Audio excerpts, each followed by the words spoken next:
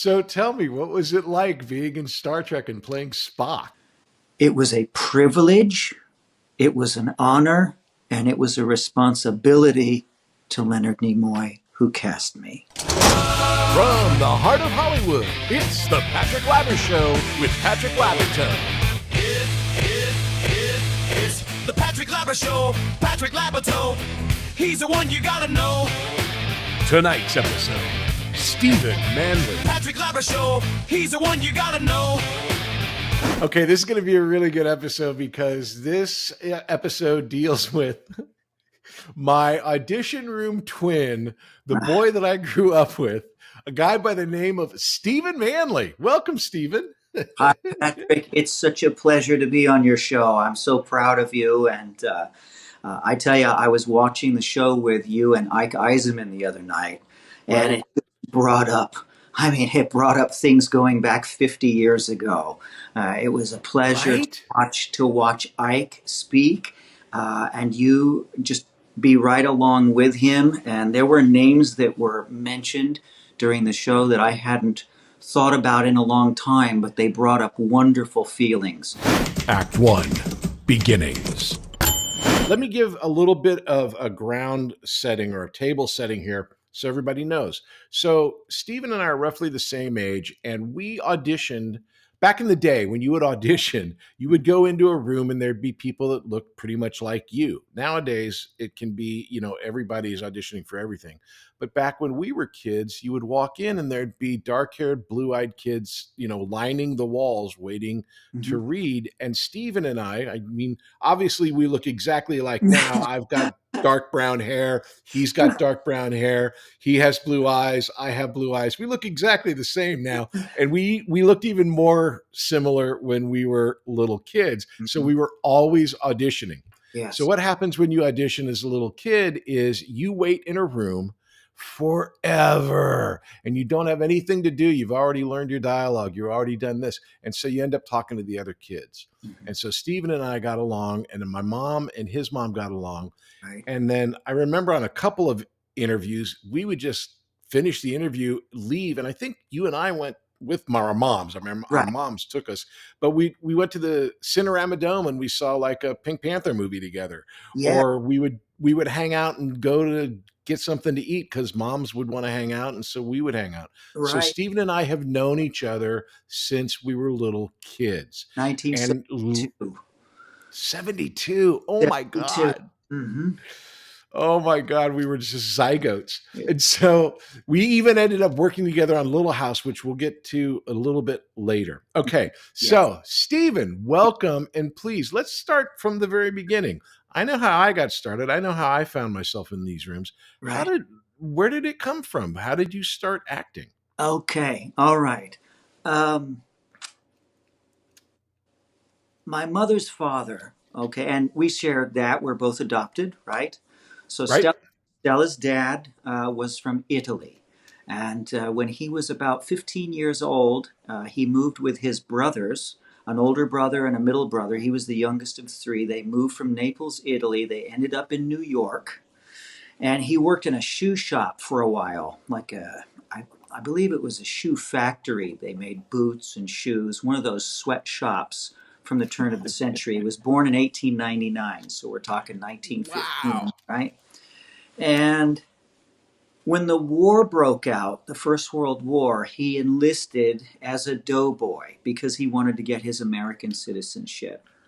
So they shipped him over to France. He was there about 2 months, and then the war ended. And, wow. He fought, he saw action. I've got all of his medals. But he was so proud to be an American citizen coming back to New York in uniform. That was a major accomplishment for him. He was very proud of that. He spoke 3 languages. He spoke Spanish. He spoke Italian because in Naples, it was a Spanish port for a long time, so there was a lot of Spanish. He spoke English, and he also spoke a little bit of French. And he didn't want to go back to the shoe factory. He joined a circus. And he worked as an Italian clown in the circus. One of his jobs was cleaning the lion cages on the circus train. which he slept above the cages on the train. So, like Indiana Jones, he was literally on a train with the tigers Right, and the lions. right.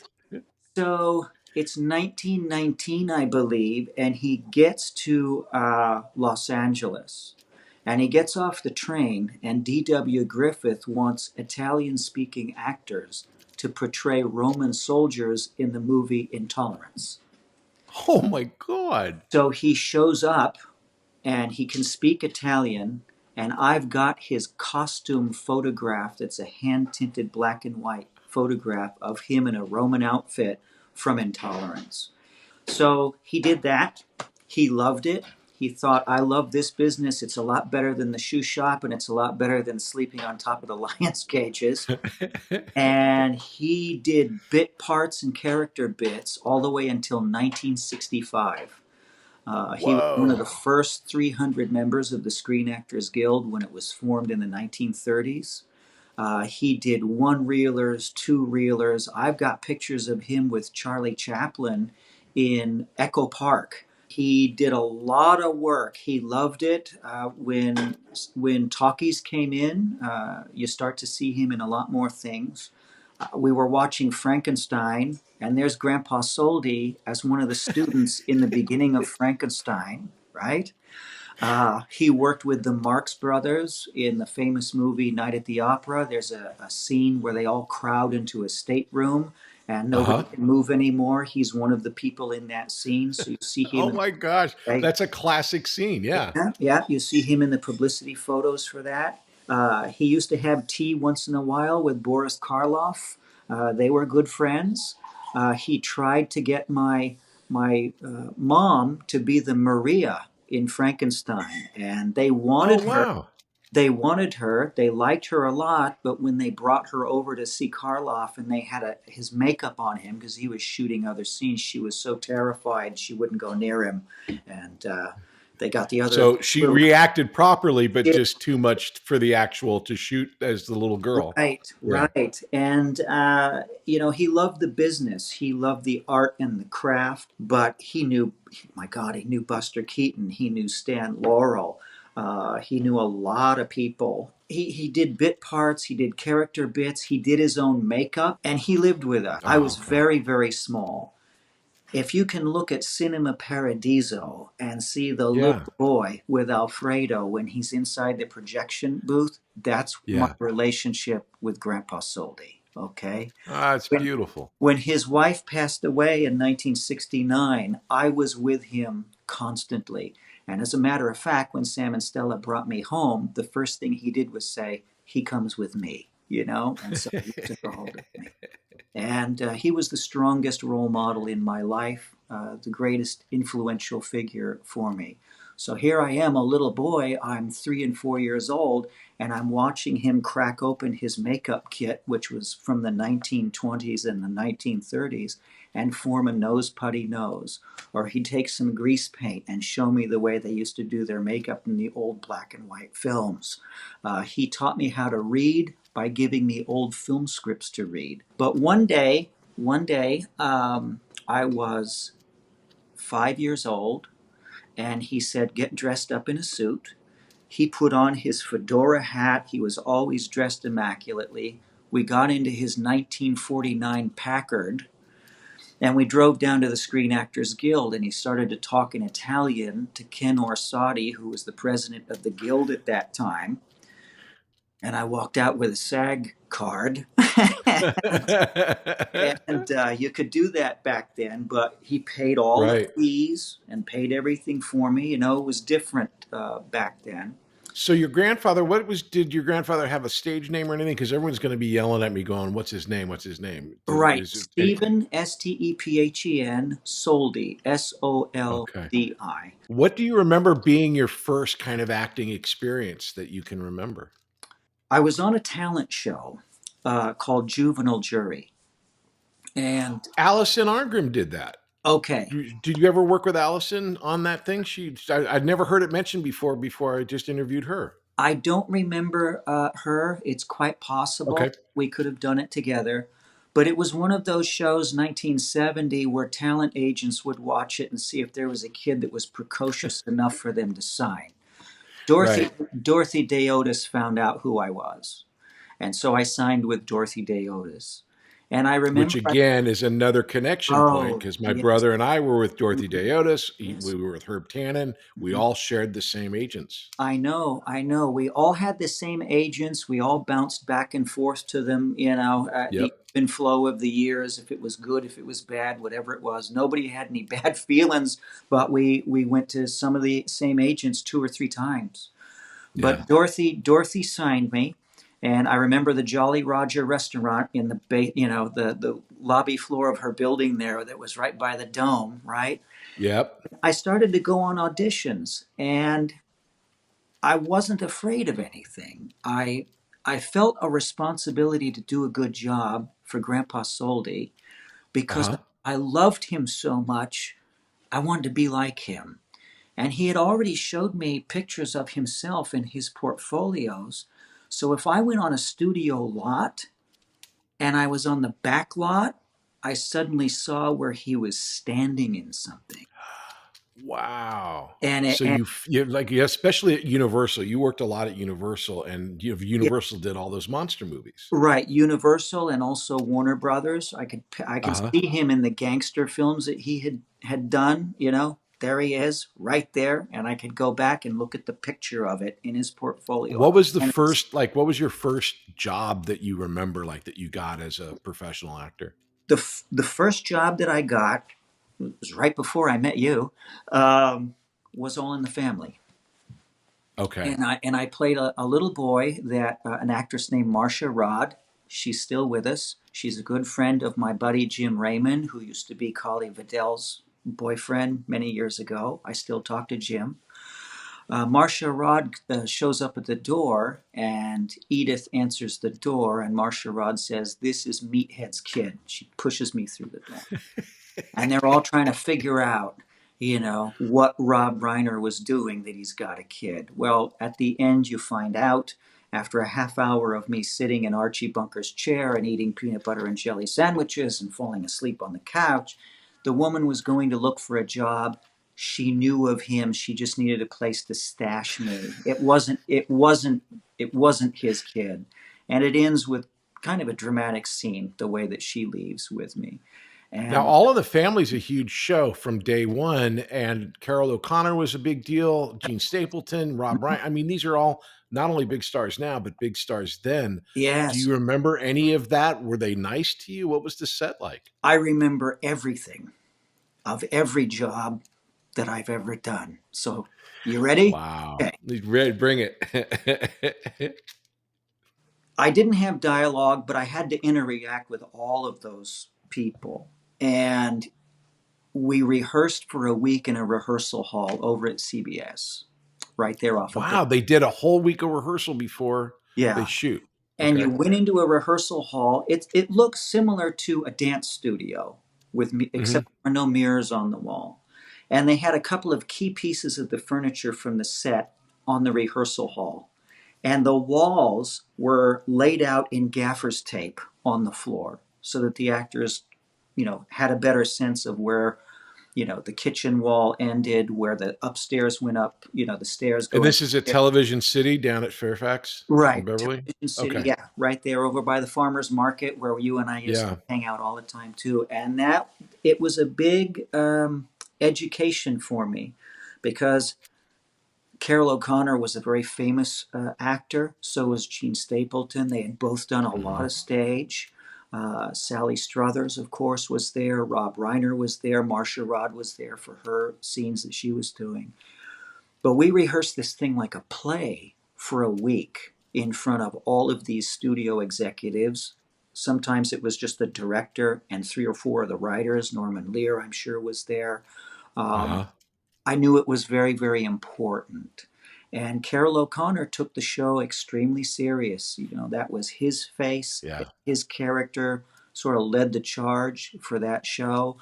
He was on top of everything, and for good reason. He wanted it to be good. He wanted it to mean something. He was always completely off book, where sometimes the other people, they were still off page. A lot of stuff to Mhm. memorize, a lot of pressure. Can you imagine? Was there, I mean, you wouldn't have lines like you said, but did, like, in a regular sitcom, they're writing all week in a Mhm. different script. You'll start on Monday and by Friday it's a different show. Oh, I Was it know. like that, or was it a very similar script each day? Uh, no, it was the same script every single day that they were working on. Wow. They'd make adjustments. Maybe they'd bring in a pink or a blue or a green, and change out Uh-huh. pages. But I felt, even as a young guy, 6 years old, I was witnessing something that was really, really unique and special. So Yeah. we rehearsed on that stage for a week, and then we went to go and do a dry run on the set. So now they picked up Archie Bunker's chair that's now in the Smithsonian, and Edith's chair, and they put it on the stage where they were Uh-huh. shooting this. And I saw the set for the first time. And Had you seen the show? Because you're a young oh, kid. It's not like yes. you're, oh, Oh, okay. yeah, yeah. Everybody watched that show. My grandfather Yeah. used to love to watch the show. Sam and Stella watched the show. So I was very familiar with that show. But now I'm standing on the set after 4 or 5 days of rehearsing on the rehearsal stage, and it was really spectacular. And we did a dry run tape, Uh-huh. with no audience, and then later on in the afternoon, the first audience came in. We did it in front of a live audience. Then we did it a second night. I believe that was a Friday or a Saturday, in front of another audience.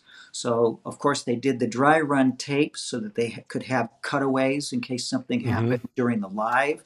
They had two lives that they could intercut things. So they just covered themselves. Now, I just had the opportunity to talk to Carol Burnett, which we'll Uh-huh. get to in a second, because you did the Carol Burnett show, which was like right next door Right. to all at CBS. Mhm. But she said that they did their shows like as best as they could, so that the audience was there a very short period of time, just like it's a live Mm. show. Mhm. When we did See Dad Run, which was a sitcom, or Mhm. most sitcoms, you can be there 4 or 5 hours shooting a half an hour of television.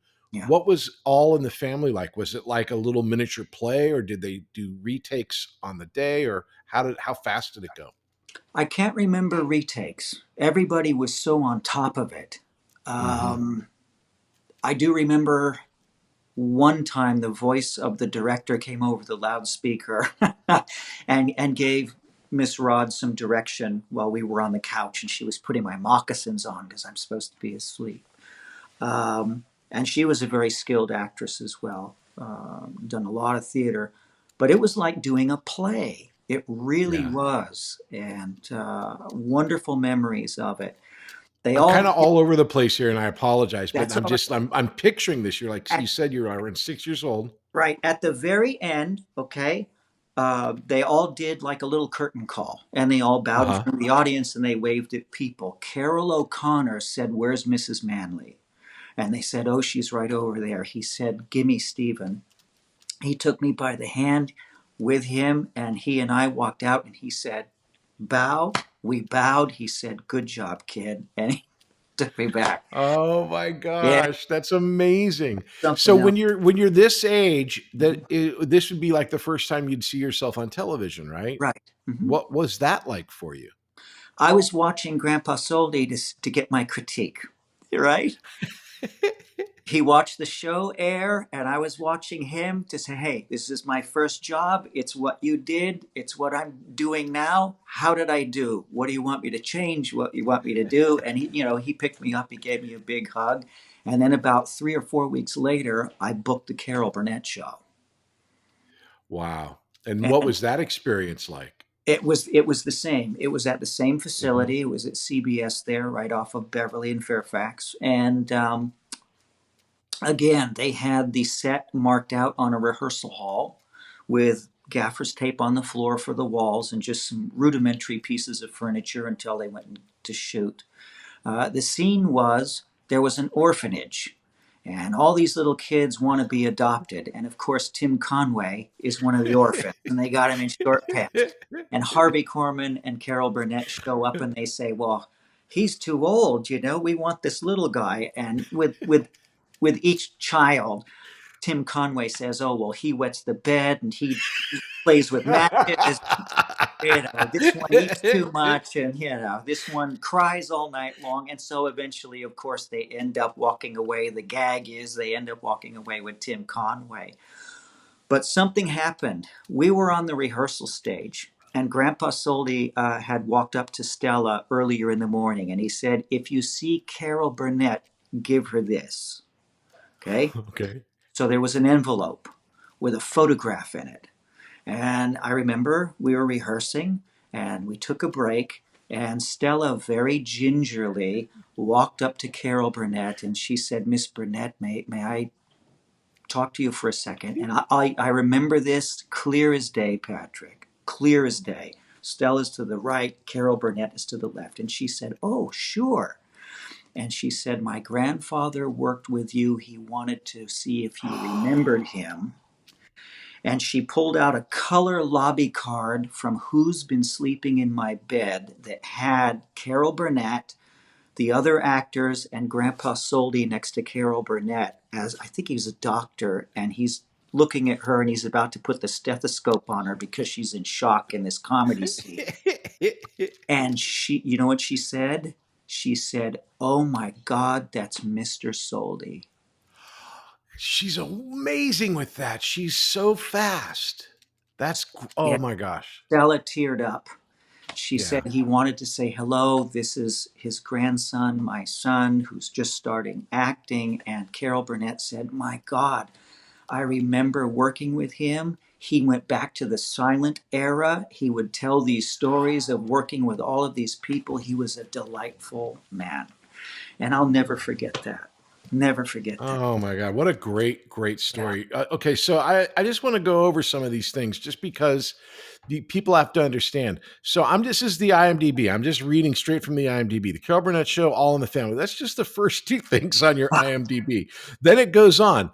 Kansas City Bomber we'll get to. Young Dr. Kildare, The FBI, Honor Thy Father, Police Story, Marcus Welby, The Rookies, Policewoman, Emergency, Adam 12, Kung Fu, Mannix, Streets of San Francisco. Dude, you worked a ton. Yeah. And when you're that young, I remember the feeling of it being understanding it's a job, and there was competition. It's like it's not. I don't understand people when they. It's like it's an art form, but you want to get the part. I still hold Robbie Rist in low esteem because he got the part on Mary Tyler Moore that I wanted. He played Ted. He played Ted Knight's kid, and I wanted to play Ted Knight's kid. Right. But you and I were always going up against each other for these things. I didn't get the Emergency. I didn't get the Marcus Welby. I didn't get any of those. You did. What was your feeling when you would go on audition? How would you what was your thought about all of that? Well, considering that I met you right after Carol Burnett show, before I started to get some other roles, and I struck out as well. This brings up something that maybe I should bring up right now, and it goes along with what you're asking me. We're talking about a different period of time. For sure, we're talking about now. There were the 3 and 4 camera live shows, but there were also film television shows, filmed motion pictures, and there were still crews that went back to the 30s, the 40s, the 50s, some of the older guys, okay? And there's some new fellas in there too, younger guys, hippie. People would still wear ties to the set. Sure. And when I was watching you speak with Ike, and he was bringing up other names, and then you and I always bring up names too. Look, we're friends 55 years later, man. We were all professionals. And there was something about the era and the type of work that we were doing, the type of people that we were, what was expected of us, and how we handled ourselves on sets. You loved the work. I loved the work. I wanted to make Grandpa Soldi proud because I loved him so very much. I also knew how to conduct myself on a set as you did, as Ike did, as Jackie Haley did, as Lance Kerwin did, as Mm-hmm. everybody did. Everybody was a pro. I remember sitting several times in those hallways, whether it was at Warner Brothers, Universal down underneath the Bank of America building, uh, Columbia, Fox. I'd see you, I'd see Brandon Cruz. I saw all those people, and yeah, we were competing against each other, or we were competing to play opposite in a scene or something like that. But everybody was professional. Nobody ever hated anybody. Nobody was vindictive. We were Right. all Right. really, really pro. And, some of us, I'll mention it. I worked with Jodie Foster in the Kansas City Bombers. Some people were unbelievable to work with. They were just jaw-droppingly good Right. and mature so far beyond their years at 8, 9, 10, 11 years old. I worked with Christy McNichol. She came across like she was 25 years old. Did you see Uh, Once Upon a Time in Hollywood? yes, I did. Okay, so you remember the girl in that scene with DiCaprio where she's like the precocious young actress? Yes, Uh, I do. it's like I remember working with kids like that, and I talked to Melissa and Allison about, like, do you think it was based on you? And it's like it was based on, I think, all of the kids at that point, like Mhm. with that type of professionalism. You mentioned the uh, Kansas City Bomber. Mhm. Sounds like Kansas City Bomber. Yeah, I know it because you played Raquel Welch's kid, right? right. I didn't know Jodie Foster was in it. Yes. Tell me a little bit about that. I mean, what was it like to work with those women? I mean, amazing. Again, I remember every single detail. How can you ever forget? The first thing that happened, they cast me as her son. Again, I had no dialogue. I started to get cast as these very solemn, uh, deep set eyed waif children. Think of Jack Wild, the Artful Dodger. Yeah. I started to I be. know, I know, I know, I know I'm the worst interviewer in the world, but I'm sitting here thinking you must have auditioned for The Omen. Did you audition for The Omen? You'd have been perfect for The Omen. Something I can't remember. I did audition for Salem's Lot. Lance booked a slot in Salem's Lot. I wasn't going out for his role. And Uh, Brad Savage was in that as well, didn't he? Wasn't Brad Savage I in? I think so. I used to see Yeah. Brad. I used to see Brad Savage Yeah. all the time. Um, Sorry, I cut you off. that's Because okay. I had auditioned for Omen too. But Okay. again, the blue eyes, the dark hair, it's like Right. you were perfect for Damien. Right. But so you're with I right got at that point, she was like, what, 3 million years BC? What was the movie that she had done that everyone was like freaking out about? right Anyways, with her famous poster and in the yeah, bikini. Yeah, that was in the later part of the late, '60s, right? right. And then she had done some other movies. She And had so an in, this was in 72, so it's still right, pretty close to that era. right. It's She had an interest in. I believe she was one of the producers, but it didn't really list her as one. Okay. uh-huh. Close friend of hers, or it might have been her boyfriend at the time, perhaps, was the director of the film. So it was a very important role for her. She wasn't necessarily playing a sex symbol. It was more of a drama for her, playing a roller derby queen. Um, They shot our scenes in Oregon because the team that she was on was from Oregon, and she Uh-huh. wanted to go and her character was supposed to go and visit her estranged children who were living with her mom. And again, I was a very sullen kid. I never saw my mom. I didn't want to speak to her, etc., etc. The wonderful thing about that was we got to the airport because they flew us from Los Angeles to Portland, Oregon, and a blonde girl shows up who's a couple of years older than me. And Stella turns around and says, Brandy. And Jodie's mom says, Stella. They had known each other in the early 50s. Had Oh my seen gosh! each So other she since, knew Jodie Foster's mom. yeah, many, many years before. And so they sat This has together. got to be one of the first things that Jodie had done as well, besides the suntan lotion I had. Well, I believe she had done Samantha and the Lion, I believe. Had she done Okay.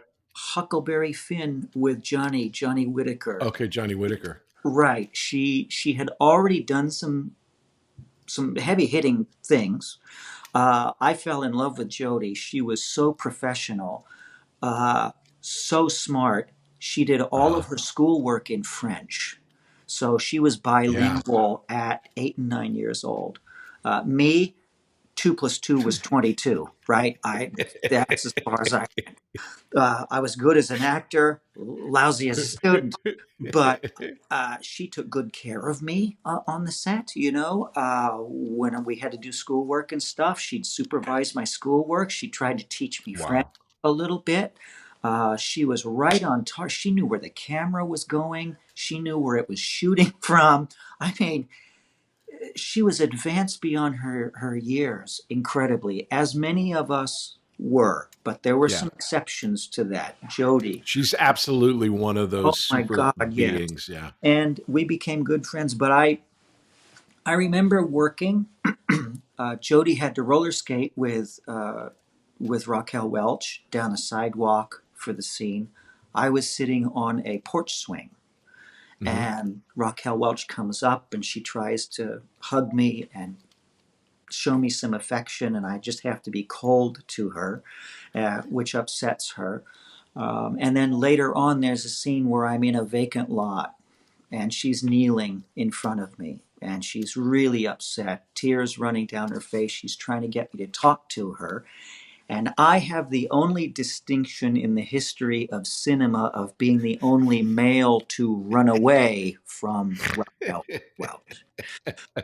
But it's a touching moment in the film, and she was really digging deep. She really was. I remember her filming that scene. It was quite touching. I knew I was in the presence of a movie star and a big name talent. She was. Now, that's a great thing to say. I get that. Because I felt the same way about Michael Landon. Mm-hmm. How would you describe, what makes a person a movie star when you're in their presence? How do you feel it? With Carol O'Connor and everybody on All in the Family, like I said, it was like working on a play. And I could see that side of them. Because I could see them asking questions of their characters and trying to solve problems in performance, right? Mm-hmm. Same with the Carol Burnett show. And she was so elegant, and she remembered my grandfather. I'll never forget that in my life. When we showed up on the set for Raquel Welch, there was a line of fans around the block. And they had to have police barricades keeping them back and forming a queue. And I remember distinctly one of the crew members, his jaw was dropped when she walked by. He was an older man at the time, I'm going to say in his mid to late 60s. And I remember he was just enamored with her when she walked by. And I knew I was in the presence of somebody of that, type caliber, of, that type of thing, So I knew it was very, very unique. What an amazing adventure. You do all these TV shows that it's so funny. I'm looking at these names. Billy. We played a lot of Billies. There was lots of Billies. My brother did an episode of The Rookies. Policewoman. What was Policewoman? What was like, again, let's go straight to another woman star. You got Angie Dickinson, who's a huge star in the 70s. Right. Earl Holliman and Police Story. And Angie Dickinson was a really nice lady. We'll be back after these messages. Hey there, my name is Patrick Labyorteaux, and I play an actor on TV. And I also have this acting school called Working Actors School. And what we do there is we teach people to act using Zoom. So you can take an acting class with me and with a person in Connecticut, in Florida, and San Diego all at the same time, thanks to the miracle of Zoom. And I'm very excited to announce that we have a brand new class called Adult weekly class. Now, what is that? Now, that's a class that'll meet every Wednesday at 5:30 p.m. Pacific, and you come in and you have an hour-long acting class with other students. It's very, very simple, very, very fun. So if you've ever wanted to be an actor or try it or just mess around, these classes are great. So the adult weekly class is going to be every Wednesday at 5:30 Pacific. Now come and check it out. It's going to be really fun. Go to workingactorschool.com. Check out the website. You can sign up for the class there. If you need any other information, there's a phone number and an email on the website. You can get it there. And we would love to have you come and try. Talk to you soon.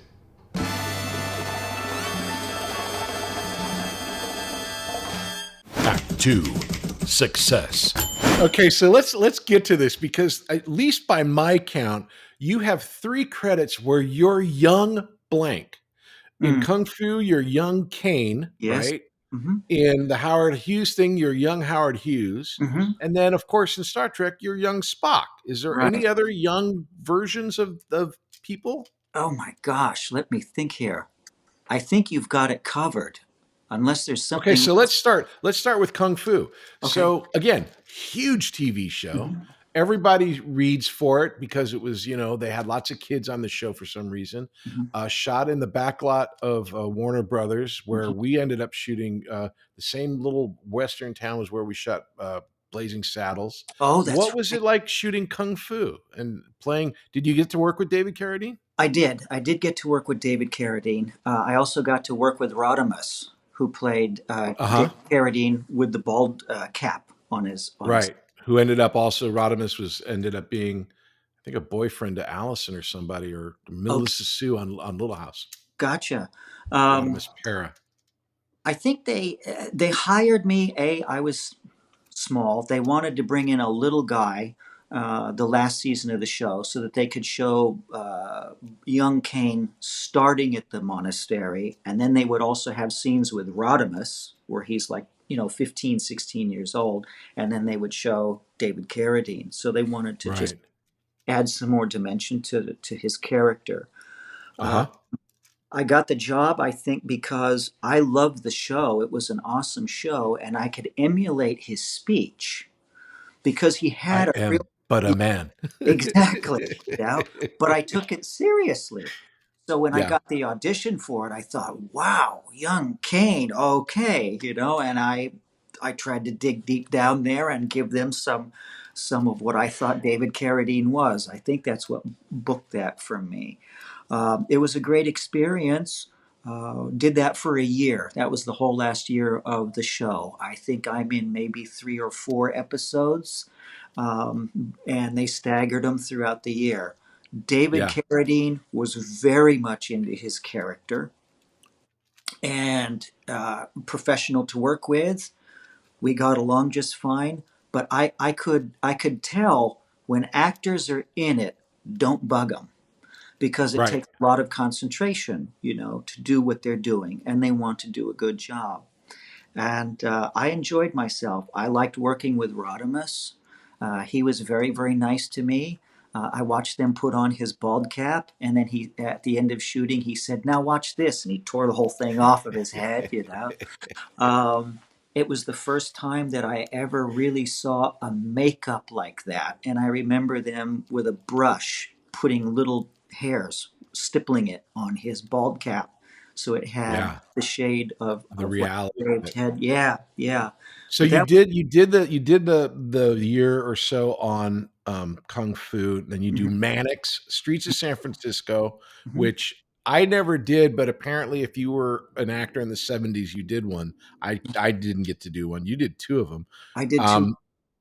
And then it was the Hindenburg before you did the Howard Hughes thing, or movies take a while. Yeah, Howard Hughes. So you were in this huge movie, the Hindenburg, right? Right. Mm-hmm. What was that like? It was Universal Studios' biggest film, I think, at the time. And my buddy, you remember Tiger Woods? This is like in 75, so like right before Jaws. So this was like a huge hit. Yeah. Right. They shot it, let's see, August through November is when I was shooting the Hindenburg of 74. My buddy my buddy Tiger Williams was shooting Earthquake. You remember Tiger? Okay. Yeah, I remember Tiger. Yeah. Yeah, he played Genevieve Bujold's son and crashed in the LA River on his bicycle in Earthquake. And then Todd Lookinland was in the Towering Inferno, So, Right. right, all of us were in peril, at that particular time.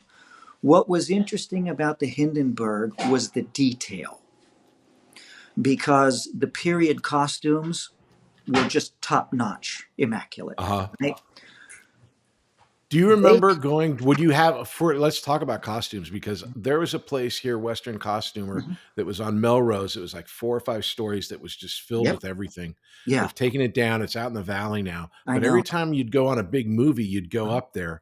Yes. I did a lot of Westerns. I'm sure you were there. What was all that costuming at Western Costumers, or was it at Universal for the Hindenburg? It was at Universal, and also they took you out shopping. We went to the costume department at Universal, which was right next to the old makeup building at the top of the hill. The fire station was on the left. The famous makeup building with the big red doors. Remember? Yep. Okay. Yeah. And then to the right was the wardrobe department, which was built in the 30s. It was just bursting with all kinds of stuff. The fellow and at this time, Universal had a tour, but the tour was just a tram that would drive around and point at people shooting, basically. There was really nothing there. Right. They had the collapsing bridge. They had some, the boulders that rolled down the hill. They had a prop plaza. They had the Red Sea, it would go. Right. And they had they had the stunt show and the animal actor show, things like that. And the tour tram would go by the wardrobe department. If you remember, there was a bay window at the wardrobe department, and whatever movie was hot at the time, they dressed the mannequins in the people's wardrobes. Yeah. They're sitting there.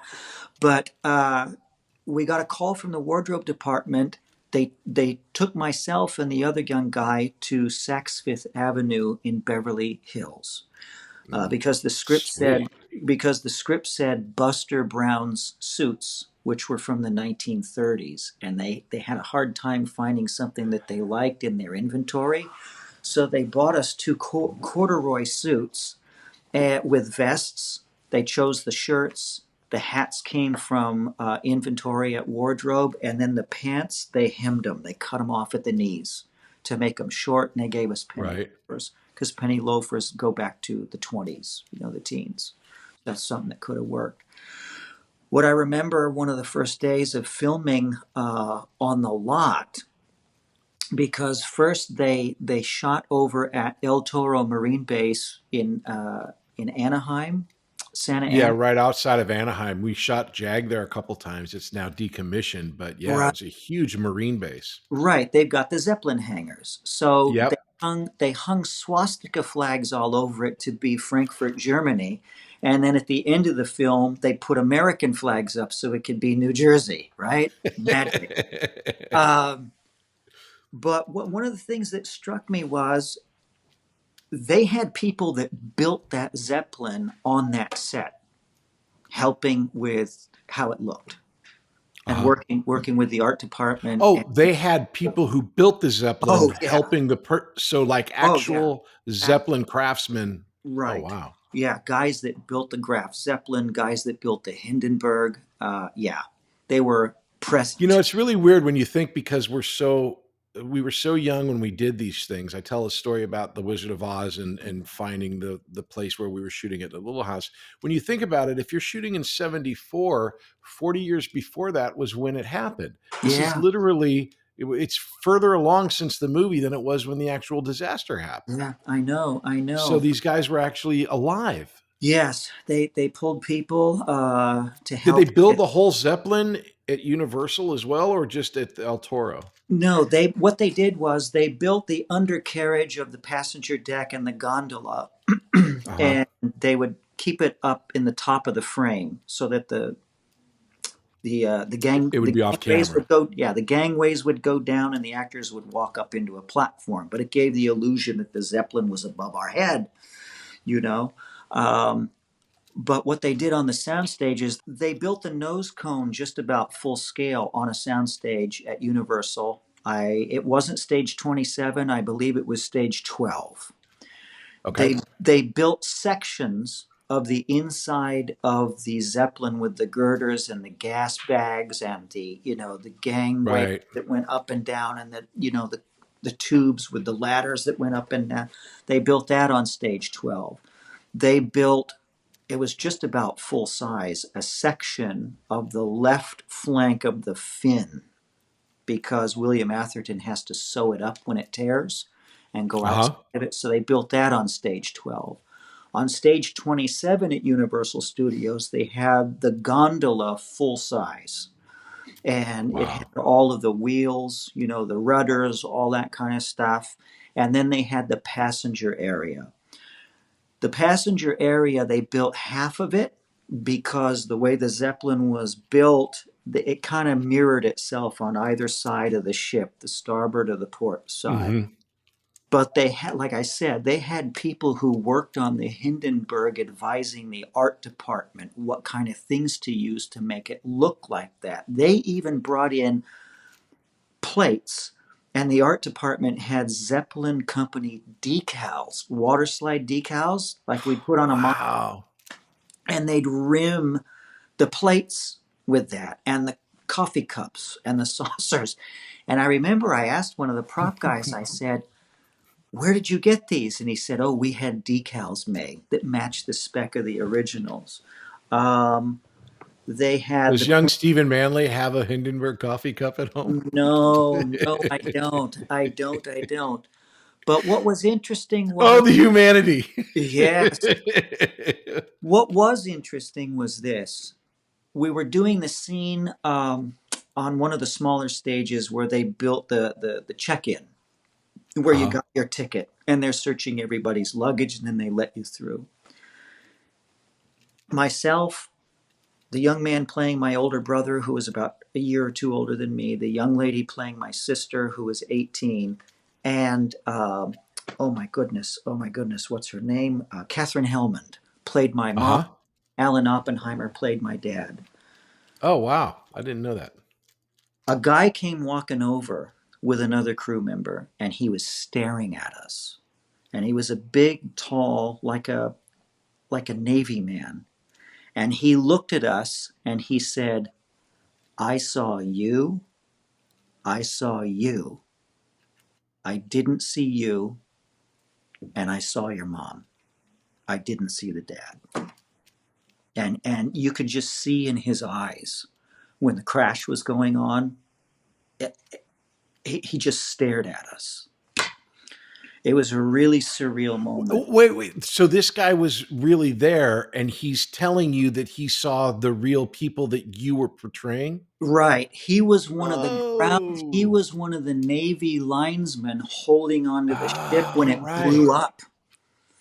And he was talking, he was telling Robert Wise or something, this and that and the other, a detail or whatever it was, and then he just kind of turned around like this, and he saw us. So he saw me. He pointed, he said, "I remember I saw you." And then he stared at the kid that played my brother. He said, "I saw you." He looked at Catherine Hellman and he said, "I saw you." And you could see it in his face. Now he looked at Alan Oppenheimer and he said, "I didn't see you." And he looked at the girl playing my sister and he said, "I didn't see you." And there was a reason.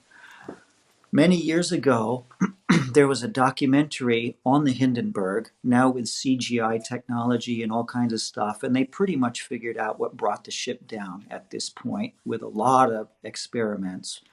They analyzed the burn pattern, and they built mock-ups of the ship, and they filled it with hydrogen, and nothing would cause the way. The mushroom cloud came up, and the tail sank, and the fire blew out the nose.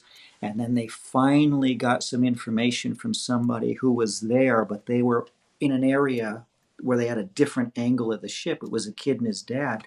And the dad said, "Oh, hey, look, it must have one of those new neon electric lights on the tail." And then they figured out it was St. Elmo's fire. They were valving hydrogen out of it. the ship was kind of coming in at an angle. And so they built a mock-up of the ship and they did a test, and sure enough, they were valving hydrogen out of it. They had a fan blowing it as if it was moving, and the damn thing blew up exactly the same. The mushroom Oh my cloud came out, God. the tail fell, and the fire blew out of the nose. There was a man in there, and he said with a German accent, "My name is Werner Dörner, and I was one of the children on the Hindenburg." And I went, my God, I played young Werner Dörner in the Hindenburg. He was the last survivor of the ship. Oh man, is that crazy? Yes, and he was speaking about his experience, and I called one of his relatives who was working in Santa Barbara as a professor. I told her this. She said, "My God, I just got chills." The way it worked out in the film wasn't exactly the way that it happened in real life, but they were getting ready to land. The dad went back to get his camera. The ship blew up.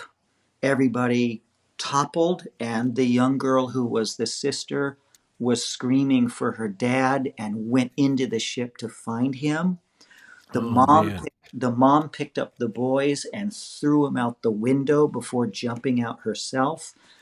When when the ship crashed, they found the sister. She was alive. She was so badly burned that the nurses at the hospital passed out, and then she died. And the man perished inside. So it was a horrible, Oh horrible my story. God. Yeah, Well, that's look, why that's why that's the gentleman looked at us, yeah. like this, Like and they know that he and knew. he looked at the young lady playing my sister and said, "I didn't see you. That's why. That's what happened."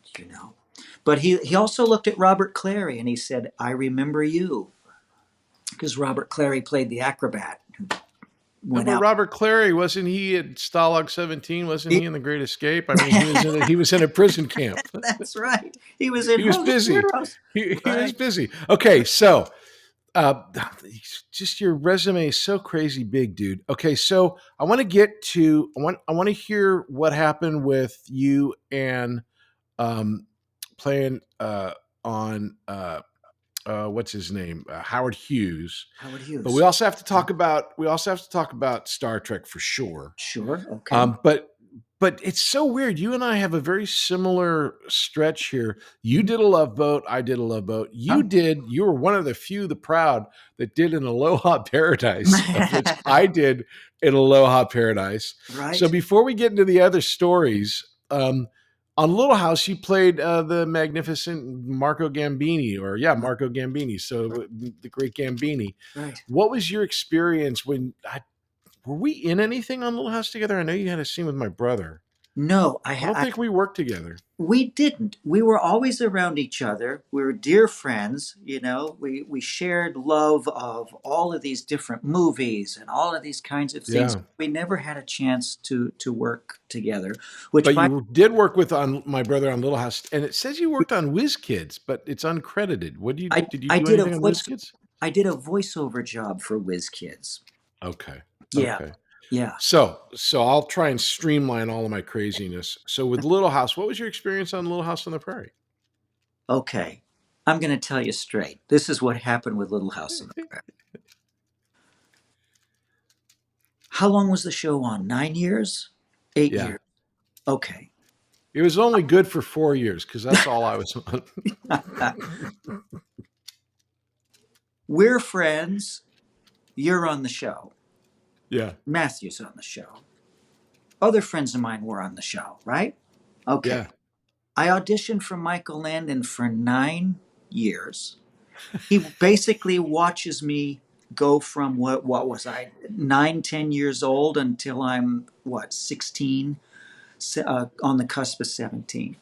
So I would go and audition for him, first over at Paramount when it was over at Paramount, and then over at MGM when it was still MGM. I would audition for him over there. Okay. I would always get down to the callbacks. It would get between myself and maybe 2 or 3 other people. I'd go in for my final audition. I'd pour my guts out for him. at doing whatever it was. And a couple of times during the auditions, he would kind of get emotional and he would say, "That was really good, Steve. You're a good actor. Thank you for coming in. That was a great performance." And I wouldn't book a job. Okay. And, like you were saying with Ike, you put them out there. If they stick, wonderful. If they don't stick, you move on to the next one. You just, Yeah. you develop a hard shell, and it just wasn't what they were looking for. And also, as an actor, if they're bringing you in like that, they have a high respect of your ability because they Right, know you're going to be good, but you're just not right for that one part. right. So it's the last season of the show, right? Uh-huh. And there's not going to be any more Little House on the Prairie. And my buddy Patrick's on it. Other people I know have been on it. Matthew's been on it for many, many years. Okay. They call me for Marco Gambini in Gambini the Great. Okay. Uh-huh. And the casting director, was it Susan? Yeah, Sue Sookman. Right, Susan. When she calls me in, she looks at me and she just kind of laughs. And she said, "You want to do your scene?" I said, "Yeah, I've prepared it for you." So she reads the scene. I do the scene. She throws the script aside. She says, "You're a good actor. You should be in the." I said, "Yeah, my friends are in it." So it gets down to myself as either an older teenager version of Marco Gambini, the acrobat whose family is traveling through Walnut Grove that do daredevil, Houdini type acts, or Uh-huh. or they thought maybe it should be a younger character, 12 years old, 11 years old. So Susan sends me over. She said Michael Landon's on a soundstage. His dressing room was, that little thing that was inside the soundstage, the little Yeah. room on wheels, right? Yep. A little 50s camper type thing. And the young guy goes in first, does his audition. He comes out in a few minutes and splits. I hear, "Okay, Stephen, come on in." Take a deep breath, got my script, I'm memorized. I walk in. He said, "Okay, let's do the scene." And he had somebody read with me. So I do the scene, and he does it again. He says, "Good actor, Steve. Thank you for coming in. You did a great performance." And I said, "Thank you for seeing me, Mr. Landon." Now, I'm not a forward person, but I got to the door and something told me to just ask him. And I turned around and I said, "Excuse me, Mr. Landon, can I ask you a question?" And he said, "Yes, go ahead, Stephen." I said, "All my friends have been on this show." I said, "Matt is on the show." I said, "My buddy Pat has been on this show." And I said, "You've been seeing me for 9 years, and you say I do a great job, and you never hire me." And he looked down and he pulled up the script and he said, "I'll see you Monday, Steve." And he gave me the script. Oh, what a great story. What a Now, great story. we were shooting the first day on Gambini the Great. There was a scene where my dad's in a hospital bed because he did a stunt that was too severe.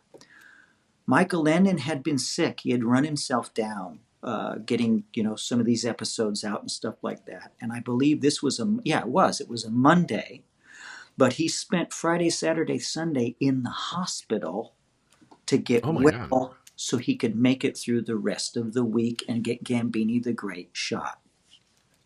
He's feeling okay. Sam took me to the set that day, right? And we were Uh-huh. starting to run late. I had a kind of an emotional scene with my dad. I had a scene with the guy playing my older brother, and I was so happy to be working with Michael Landon. It was Monday night. He started talking to Sam. Now, Sam had been a cop. He was in Korea. He had a piece of a hand grenade inside of his chest that he got in Korea, being in the airborne, and all these types of things. Had been shot on the police force. Men loved Sam. They just did. Yeah. And so Michael Landon said, "How you doing, Sam?" And he said, "Oh, I'm doing great, Mr. Landon." He said, "Oh, call me Michael." So Michael Landon lights up a cigarette. Sam lights up a cigarette. And Michael Landon looks at his watch and he says, "Boy, Monday Night Football is tonight and it's starting in like a half hour and we still have a bunch of stuff to shoot." And he said, "You know what I'm going to do, Sam? Hang on." He made a phone call and had a television brought in so that the crew, while they were working, could watch the game. Yeah, I remember. I remember Michael. Michael loves sports, and Uh-huh. remember the walk-off homer that Kurt Gibson did in the big. It was like, I think, a World Series. Michael, back in the day when no one had phones or anything, Mhm. Michael had this tiny little TV Mhm. that, a Sony little portable. I mean, Yeah. it was like this big, but it was like tiny at the time. And he was watching the Dodger game and the Kurt Gibson thing at some big event where we all had to wear tuxedos. I forget the event. And, it's like very, not solemn, but very, prescribed speeches and everything. And Right. in the corner, you hear Michael Lennon go, "Yeah!" because he was watching the sports. But Michael would do that. I mean, he was awesome. That's a Yeah. great, great story. I just So, remember, so, yeah. so you had this great experience on Little House, but let's backwards up here. So Mhm. you're working, you get this job to play Howard Hughes, and then we'll finish up with Star Trek because I want to hear all about Star Trek.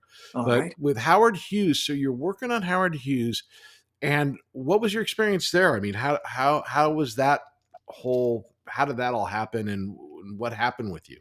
It was a big TV movie at the time, either a one or a two-parter. It was called Howard the Amazing Mr. Hughes.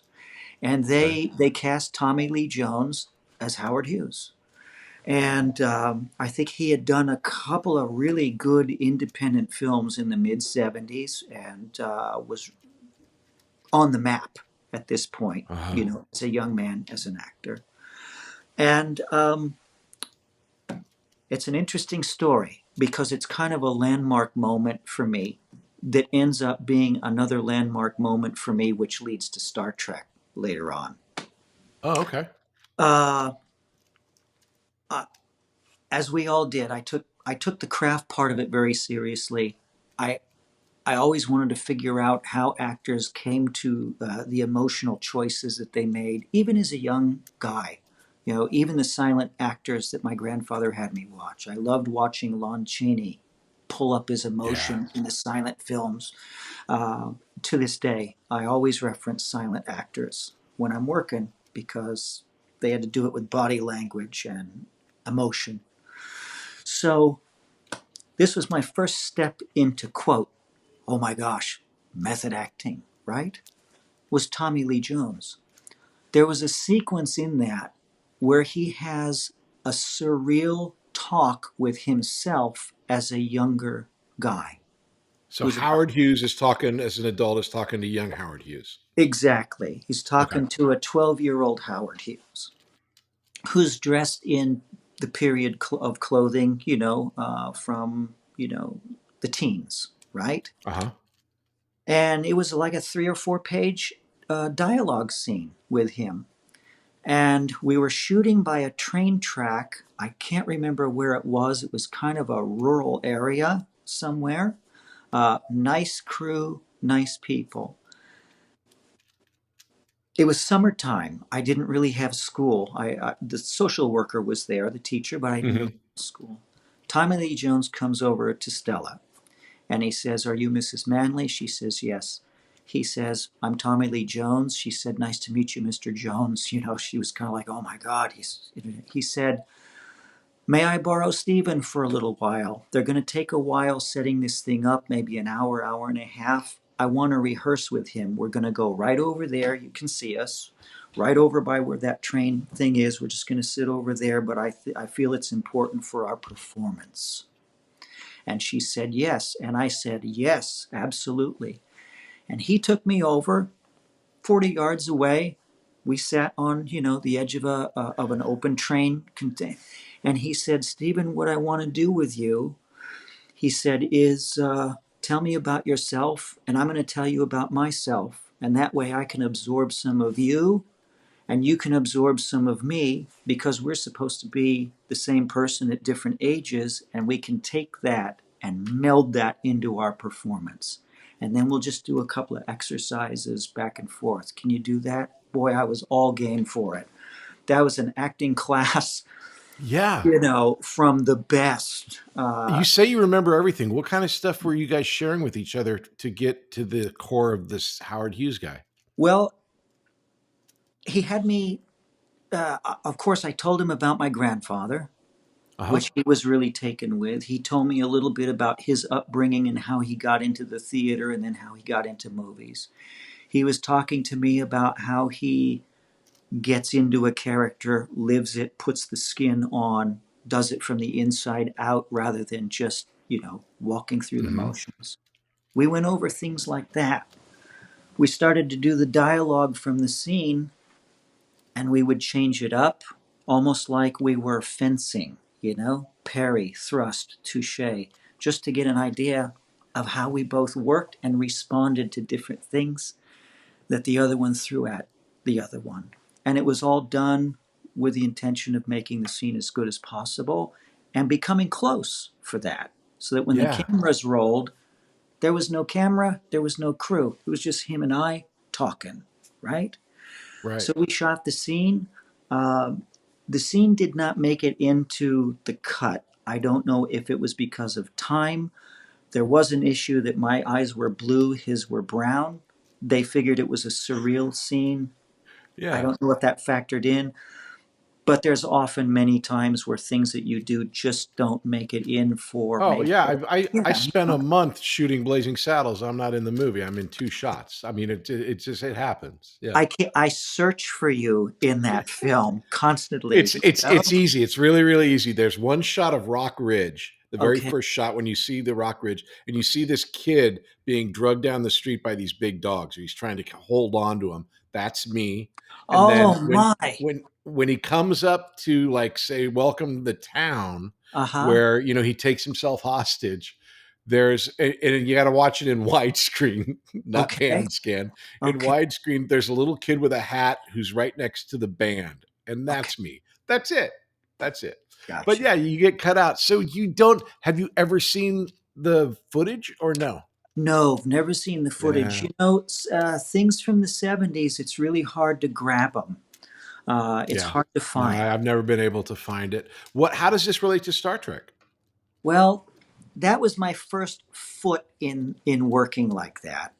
And my attitude started to change a little bit because I wanted to be the best actor that I could. I Yeah. started to read up on some of the books, you know, you go to Sam French and you start grabbing Strasberg and Adler and all these. I didn't. I had a hard time understanding it at such a young age, being a teenager. But working with Jodie Foster, working with Kim Richards, she was also beyond her years and Yeah. carried things like an adult, you know, when she was working, and working with some of the other adult actors that I worked with who I admired. I wanted to be that good and figure out what they were doing so I could make my performances as good as possible. I booked a job in 1978 for a man named David Jacobs. David Jacobs had written some Is children's that books. Midland Heights? I know David Yep, Jacobs from Guns of Paradise. Yeah. yep, And yeah. he also David. did Dallas, I think, right? Yep, yep. Well, Yeah. here's what happened. He wrote children's books, and he took his shot writing screenplays for Family and Eight is Enough, which were both Laura Marr shows because Right. it paid better, you know, I guess, than children's books did. And he was a very, very nice man. So he did scripts for them. And then he came up with an idea, something about an oil tycoon in Dallas, and the guy's name is JR, and the rest is history. Yeah. Dallas had been on for 1 year, and he came up with a beautiful show that the memories are just wonderful for me. It was called The Married Machine, and it starred Lee McCloskey and a young lady named Cindy Grover, who was one of the girls in Jaws 2. Actually, there was another girl in Jaws 2 in the series as well, who get married out of high school. Lee McCluskey was playing a 19-year-old. Cindy Grover was playing an 18-year-old. He was from a poor family. She was from a Hmm. rich family. And what it was like for them to get married out of high school in 1978, you know? And it was a really good, Caplets and Montagues. It's a classic. Yeah. yeah, it was a great show. It had good actors. I played Lee McCluskey's younger brother who had a speech impediment. I had to have a stutter in it. Oh, cool. And David liked it because I didn't play it like a Bugs Bunny stutter. I had a bit of a frustration with it because I couldn't get the words out the way I wanted to get out. But I was Yeah. also like a little artist. I made these little mechanical sculptures that moved. They were like little kinetic sculptures. Hence, at the end, I give them one, and it's the married machine. So we shot the pilot, took a month to shoot the pilot. It was a beautiful show with a beautiful score. Lee McCluskey and I became very close. He played my older brother, like I said. Mm-hmm. We spent a lot of time together. What a class act he was. Just a great guy. So I have wonderful memories of that. David wrote many episodes. I think there were 8. They shot 6 of them. And so the rest of 78, we shot all the rest of the series. It got very, very high ratings, but CBS canceled it for whatever reason. Maybe there was something else that they wanted to push. They were canceling shows with 30 million viewers because I it just know. wasn't Dallas numbers. But I came out of it with a wonderful friend who was my friend until he passed away a year ago, August. And that was David Jones, who is kind of there with me for the rest of my life, a little bit off to the wings. He was always there for advice, health issues, all kinds of things, both he and his wife, Diana. And David was heartbroken that the show got canceled. And he did something for me that nobody else has ever done. A year later, he said, well, I got another show. And he said, it's called The Secrets of Midland Heights, and I want you to have a part. I want Stephen to have a part in there. He gave me a part in a show as a gift. That's awesome. He just wrote me into the show. So he let me play the younger brother of another guy. And this one took place in the Midwest. And we shot, I think, 10 episodes of that before that one also was canceled. But David went on to have a wonderful career, and he was always there for me for many, many things. He was a great guy. So my only experience with David was he did a show called Guns of Paradise, which was a Western with Lee Horsley. And I was reading for Jerome the Simple Boy, who was, either on the spectrum or, as they would say back in the day, retarded. But it was a kid who was he didn't talk a lot, and he was kind of like a special kid back in the, in the Western. It was a Western show. Right. And so it's the only time I've ever done this. And he was really open to it and really wonderful. I ended up doing 2 episodes where they find the boy, and then there's a fire on the second episode, and they think it's him. But basically, it's like, the slow boy of the town. And it's the only time I've ever done this where I walked in and I auditioned, but I never broke character. I walked in as the autistic young guy who couldn't vocalize. I mean, he was very interesting that a couple of different characters that both you and I played had that same type of thing where it was a very, unique situation for me because he didn't know me, I didn't know him. And so I figured, okay, well, I'll just go in as the character, and then he'll think that I'm the guy and he'll have to hire me, which happened. And then every time I went to work, I didn't bring a book. I didn't, because there was no electronics or videos or anything, but you'd bring books or you'd bring puzzles or something to keep yourself busy. I didn't do any of that. All I did was I would go to work, I'd get in my wardrobe, I'd get in my makeup, and then I'd go play in the dirt on the set. And when they were ready for me, I'd go do my scene, and then I'd go back and play in the dirt until I saw him at the rap party that year, and I was talking to him and thanking him, and he goes, "Oh, you're Patrick, you're Jerome. I had no idea because I'd never met you. I'd only seen this Jerome kid that you were playing." And so it was a really great, and he was just his crew loved him. They would do anything for him. And so I'm glad to hear that he did that for you. David was very important in my life. And there was an episode of Midland Heights where my character can't come to terms with the death of his mother, right? I was away And Mm-hmm. she died while I was away. I was away on like a trip. I believe it was a scouting trip or something like that. She died. So now it's just the father, my older brother, and myself. A carnival comes to town in Midland Heights. Okay. So many And carnivals in your life. yes, it's that Fellini mask, you know? Uh, it's the grease paint. Uh, Yep. and there's a fortune teller. And she sees me walk by and she says, "Hey, kid, come on inside." And I look and it says, "Read your fortune, blah, blah, blah." The fortune teller sees there's something wrong with him. He's fighting an angst, and she reaches out to try and heal him, you know, using her theatricality, the crystal ball, and all of these types of things. Yeah. She says, "Bring me something of hers tomorrow. Bring me a handkerchief or a perfume or some of her writing or something like that." It was a beautiful script. So David comes to me and he says, these sequences, this one's all about you for this." He says, "I got Zohra Lampert to play the fortune teller."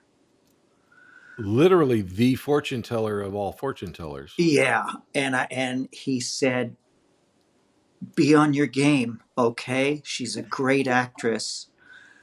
I was studying once in a while with Bruce Glover, was my coach at that time. And Uh-huh. Bruce read the script, and then he said to me, he said, "Man, you better know what you're doing or she's going to go over you with a steamroller." He said she's a very heavy method actress. She can intimidate a lot of people because she's also one who stays in character. Her very demeanor was really unique, you know. He said, "So I got to prepare you to work with her a little bit." This is before I went to the Playhouse. This is about 3 years before that. Okay. And I was excited. I knew who she was. She got an Emmy for an episode of Kojak that she did where she played a gypsy. And it's a Yeah. beautiful, beautiful performer. Everything she ever did, when you see her, she just commands the screen, you know. So I'm ready. I show up for work, and there's Zohra, and they built the inside of her tent on the soundstage. The carnival was built at Indian Dunes for the outside shots, right? Uh-huh. But we're going to do the stuff inside first, right? And she's sitting at her table when I walked in, and she's in costume. And she had been sitting there for like an hour. So she was in makeup, she was in costume, but Wow. she was sitting at her table with the crystal ball, meditating on it, trying to figure out how she was going to help me, getting used to her furniture, how she was going to handle her cards, her crystal ball, how she was going to look at me. So when I walked up, David said, "I want to introduce you. She wants me to bring you in." You know, she kind of looked up at me like this. And she said, "You're Danny." And I said, "Yes."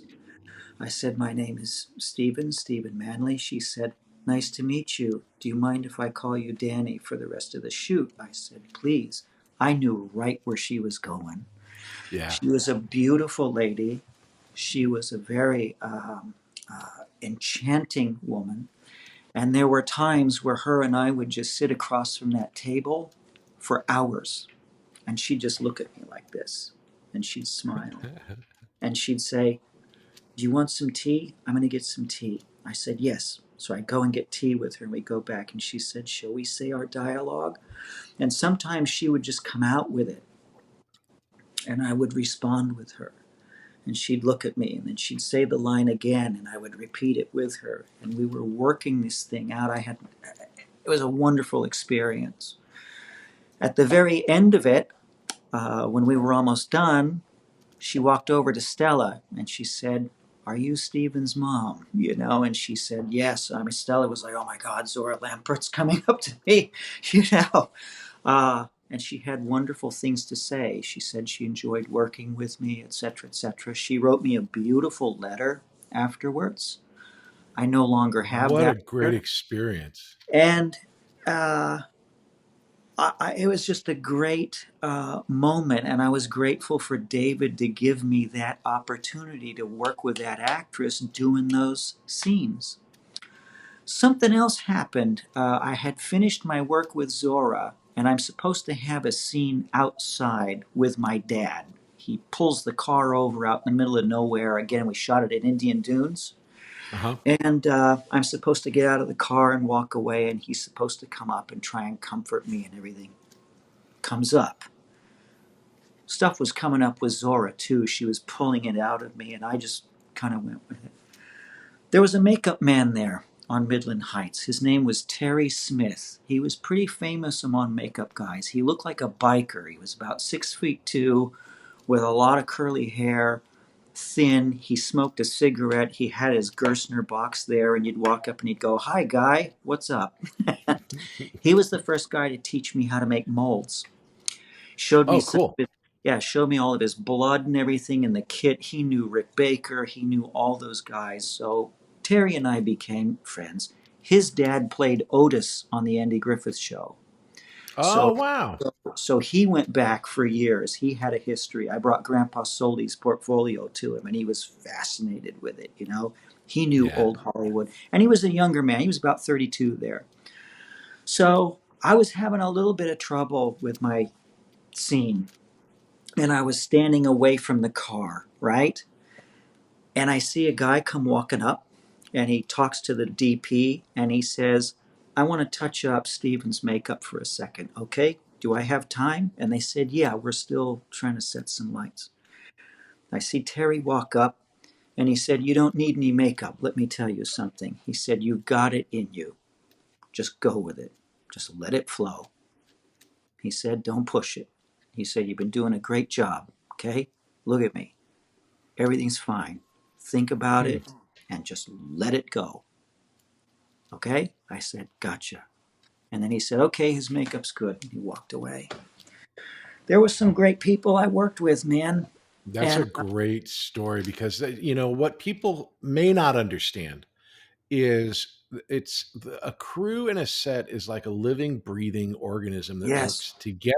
yeah, We always hear about the star or a problem or a fight or an incident, but the mhm. day-to-day working of it is like any other place where, whatever work you have, you go in and, oh, Janice in accounting is driving me crazy, or, Phil in props is making me nuts. But you also have these interactions with people that, they support you in ways that, that's a great story to tell. I All right. have. Now, Stephen, here's what Oh, we're going to do. oh, So I had structure something wise, to tell you. what? I'm sorry. I had Please go ahead something. then. I had something else to tell you, which you will Yeah. appreciate too, because you've got your experiences as well. And the reason that I love you and we have been friends for so long is we shared a lot of these common things. It's very unique what we did, and it was wonderful and a privilege to do the things that we all did. Yourself, Ike, Brian, Brad Savage, everybody, right? Yeah. Uh, when I was a younger guy, from a little guy up to about 10, 11, 12 years old, there were enough old timers still around that knew my grandfather in one way or another. They had worked with him on a set someplace. He was in Singing in the Rain. He's the guy that takes the umbrella from Gene Kelly at the end of the routine. Oh my God. Yeah. So I had people keeping an eye on me all the time. You hear bad things. I never encountered anything that was tabloid-ish or Right. someplace you don't want to go. Why? There were older guys around who would say, "Hey, don't go over there, Stephen. Come over here. We're going to show you how the lens works." Or, "Don't do this. Hey, we're going to show you how fake blood works. This is how we puppet the snake in Marcus Welby that's going to bite you." Um, there were people who cared enough. They knew about Grandpa Soli. They wanted to make sure I was cool. I also learned from them an awful lot. I learned Yeah. about blocking. I learned about lenses. I learned about lighting. I could see the guys sweating to death, crawling up into the rafters to hang a 4K. And later on, I had to do that, and I really had an appreciation for it. That is not easy. And Right. sometimes some actors or actresses who are newer, as they're older, in their early 20s may not really understand. Nobody's trying to intimidate them. They're doing their job, trying to light it, trying to Yep. costume it, trying to make them look as good as they can. And all of that equipment is heavy and it's hot. And it's really difficult to work with sometimes, Those guys are experts at what they do. And I learned an appreciation for that really, really early. You did too. You handled yourself on sets like a pro when you were a kid. You were already 40 years old and a veteran. And so Hey, yeah, thanks, man. that was one element of it. Meeting guys like Terry, who was a friend for many years. Yeah. He's passed away about 20 years ago. What a great thing for him to do, to come over, Oh, his makeup needs help. You don't need help with makeup. Let me help you out here. You're fine. Right. He Work, knew a way in. right. Working with Zohra, it was wonderful. And that comes up again when I go out for Star Trek. We'll be back after these messages. Hey there, my name is Patrick Labyorteaux, and I play an actor on TV. And I also have this acting school called Working Actors School. And what we do there is we teach people to act using Zoom. So you can take an acting class with me and with a person in Connecticut, in Florida, and San Diego all at the same time, thanks to the miracle of Zoom. But we also teach kids. We have a great class called the Youth Weekly class that's every Tuesday at 5:30 p.m. Pacific time. And it's for kids. It's for like 10 to 17. And we have a great group of kids right now, and it is ongoing. So if you know someone that wants to get into acting and has never done any acting but would love to try, why don't you have them try starting off with Youth Weekly? Just go to workingactorsschool.com and check us out. It's Youth Weekly every Tuesday at 5:30 p.m. Pacific time. Act 3, present day. Okay, so here we are. We're at Star Trek. So walk us through this experience of, you'd already worked with Robert Wise on Hindenburg, and he directed Star Trek 1. Mm-hmm. Who's directing Star Trek 2? Nicholas Meyer. Okay. So there was no connection from that. So how did you get Star Trek, and what was your experience like? This goes back to Midland Heights. There's a connection there, okay? I'll back it up. In June of 1983, I graduate high school on a Friday. Dorothy Deotis was my manager. She said, "You're going to the Beverly Hills Playhouse and you're training with Milton Katselas in the Bill Howie acting classes there, the scene study workshops." I said, "Okay, Dorothy." I went for an audition over there with Dorothy because of my experience, as your experience also would have gotten you in. I was the youngest person accepted in the adult classes in the history of the Playhouse there. Wow. I was also terrified. I was in there with these theater people who came from New York. They'd been to the Actors Studio, and Milton taught at the Actors Studio. And I was like, oh my God. But I took to it like a duck to water.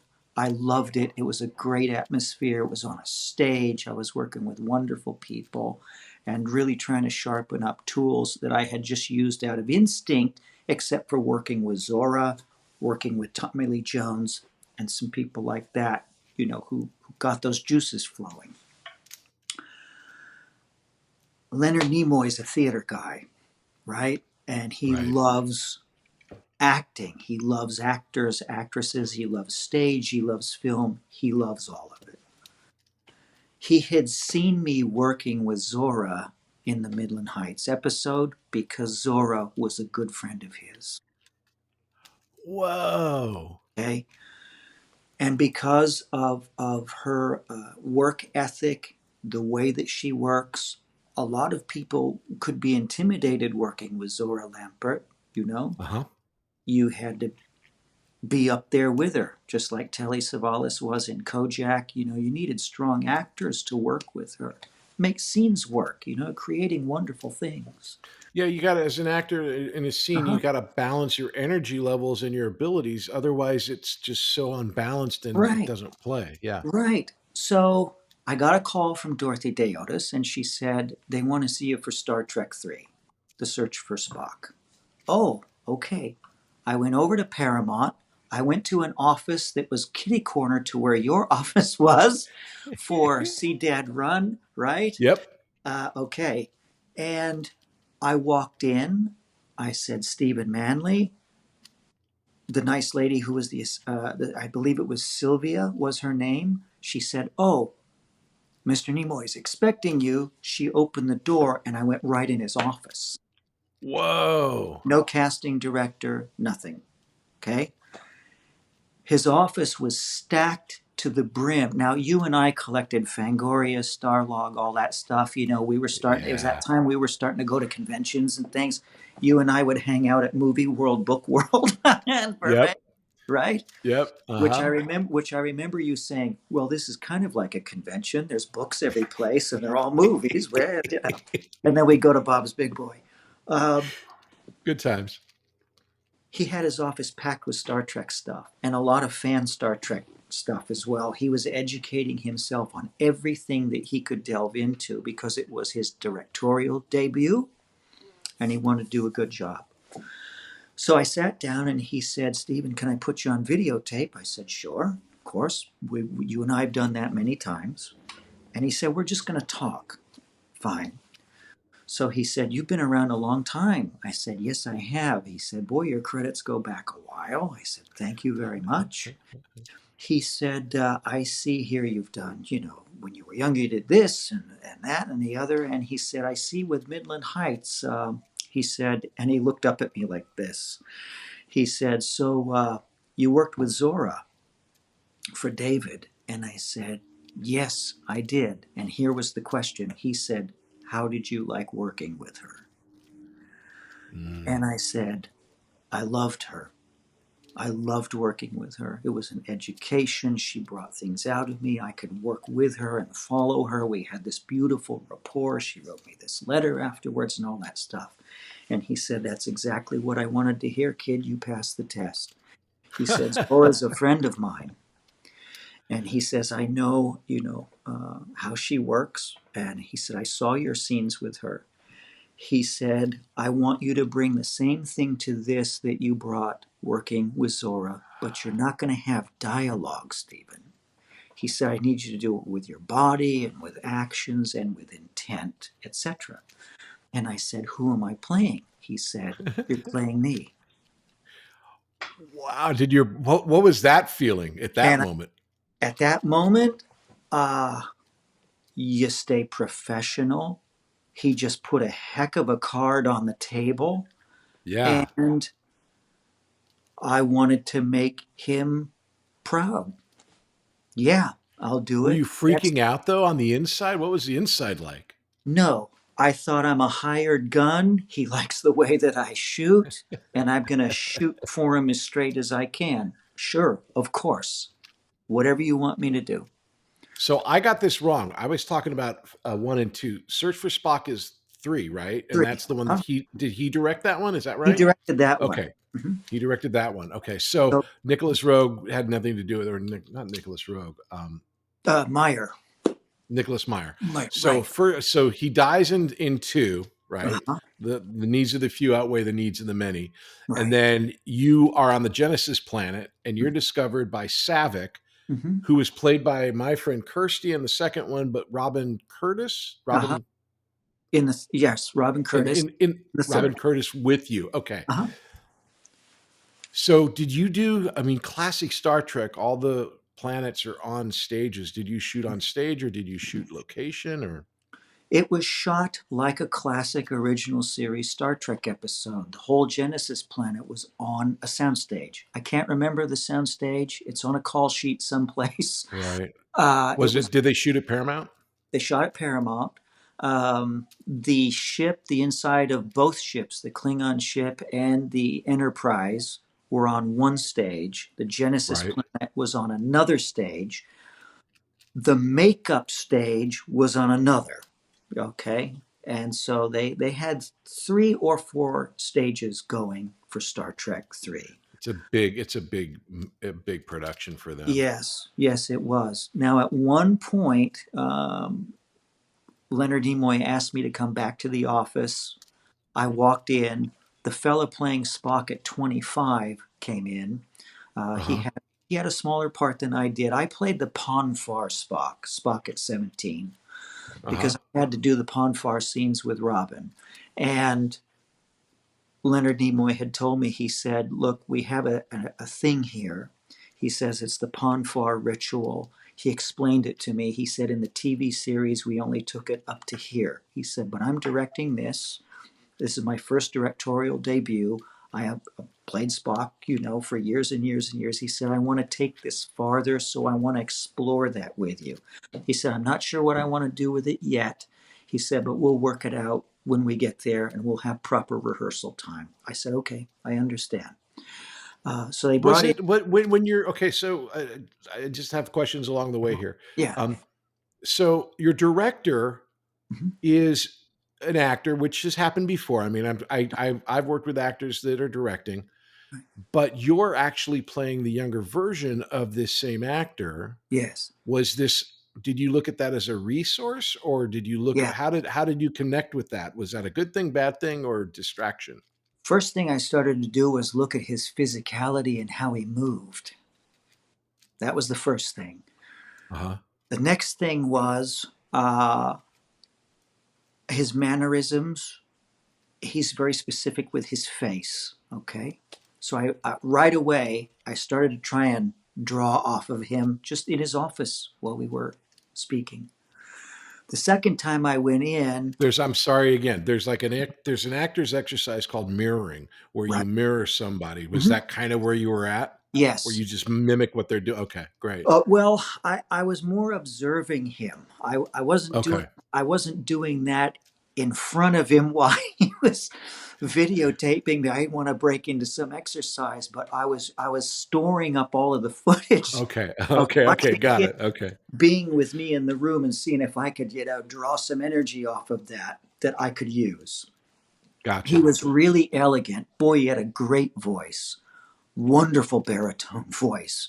Um, so I was trying to use everything that I could to help him give a good performance. He said I had the longest of the younger Spocks in this. Uh So huh. he took a lot of time with me. At one point, they brought in Joe Davis, who played him at 25, myself, and Leonard. We stood in a lineup, and he asked Harv Bennett, the producer, Uh Gene huh. Roddenberry, and Richard Arnold, who I got reacquainted with many, many years later. They came in the room. Leonard stood like this. He had Joe stand next to him. He had me on the end, and he said, what do you think? You think it'll work? And they looked and they said, oh, yeah, totally. Harv Bennett said, Steve's got blue eyes. We got to make them brown. No problem. They called Dr. Greenspoon in the valley, started making lenses for my eyes.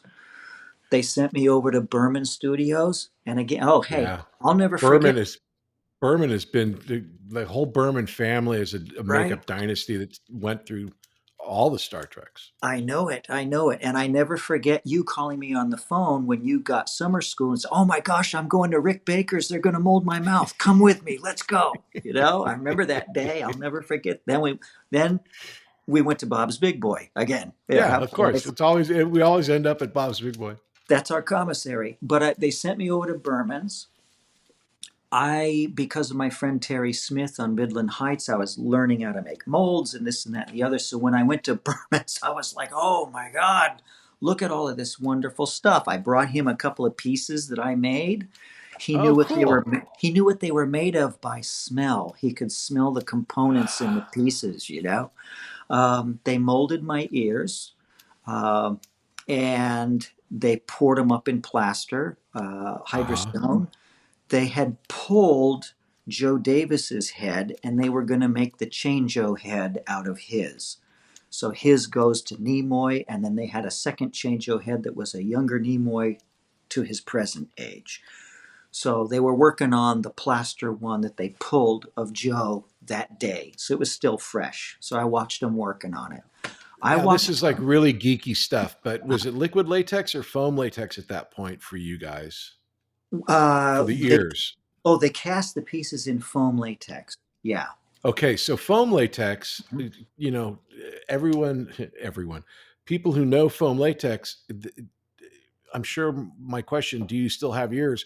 They'll literally just disintegrate. Do you have Yeah, anything from no, the, I kept yeah. them. I kept them as long as I could, but they eventually just sort of gelatinized and Yeah. plasticized in the bag that I kept them in. They just kind of turned Yeah. into jelly, you know. But I looked at his lab. He had huge ovens. I think they were pizza ovens. They had a foam room where they had Uh-huh. all the mixers. They had like 3 or 4 mixers, and then they had, it looked like pizza ovens to me. I might be off, but they were big. Throw the molds in the pizza oven. I sat there after I had my ears done, and I brought Tom Berman. Oh, here's my little pieces that I made, and I know Terry Smith, right? I watched Tom Berman sculpt an alien in front of my eyes, Oh, like cool.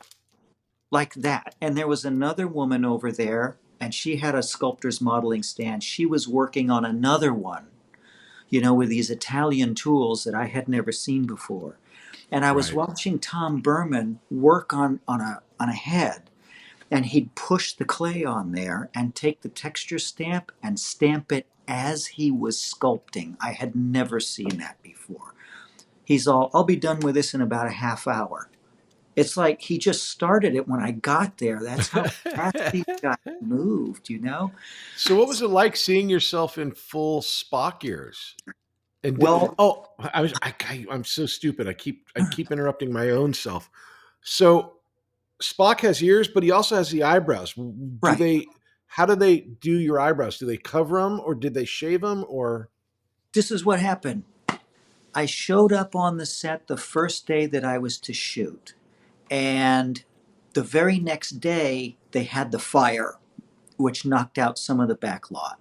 So I Right. got bumped another month. I Ooh. was supposed to shoot in late August. I didn't really shoot my scenes until the week of October 8th, 1983. When I first showed up, something happened. There was a mix-up with the ears. My ears didn't fit. They had gotten somebody else's ears mixed up in my bag. But when I walked in, Wes Dawn was my makeup man. Okay. Related to the Dawn family, they go back to the Wizard of Oz. Wow. So they said, "Oh, this is Wes. He's going to do your ears." And I looked at him and I said, "Wes Dawn?" And he said, "Yes." I said, "Of the Dawn family that goes back to the 30s with the Wizard of Oz?" And he's all, "Yeah, how do you know that?" I said, "I know all about your family. It's here in this book called Making a Monster. And you guys are historical. You're a historical makeup family." He was jazzed. He was also an actor. He was in the Gumball Rally. He was one of the guys Oh, I driving. love that movie. Yeah. Yeah, he was one of the guys. So Wes also was an actor. I had a ball. Show up at 5 o'clock in the morning. Robin was in her makeup chair with a coffee cup and a cigarette, and a guy named James Cale was doing her ears and her makeup. Uh-huh. Wes shaved my eyebrows from the arch down because he had to pencil to go up. It took Yeah. him it took us about 3 hours to do the ears. Now a lot of people, fans, whatnot, they will say, "Boy, that's a long time to do that." But there's a lot more to it than just sticking on an appliance. And this is the time where American Werewolf in London had just come out. The Thing Right. had just come out. All those magazines were going nuts with foam You rubber. had Rob Bottin. You Oh had yeah. all So these great makeup people. It was a battle of practical makeup effects. There was right, no right, CGI. right. So he took a long time, and he was telling me every step of the way. He's all right. So now we're going to do this. I'm going to stick it on with that, and I'm going to cut it with some acetone, and we're going to see if it's going to grab. Then okay, we're going to let it sit for 15 minutes. Let's talk about this and that and the other. And then he would say, "All right, now I'm going to attack it with the duo." "Oh, you're using duo to stipple on the edges?" "Yeah, just like in the book." "Okay, cool." Yeah, he was doing that. I had a ball. It was really, really great.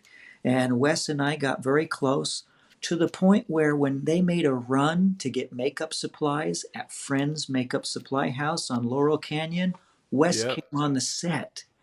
And he says to me, "Hey, we're going to Friends. You want something from Friends? The runner's going to pick some stuff." You know? And wow. Um, When the Klingons came on, they needed more makeup men. So they transferred me to another guy. And Wes said, I've got to do the Klingons. You're going to this gentleman here.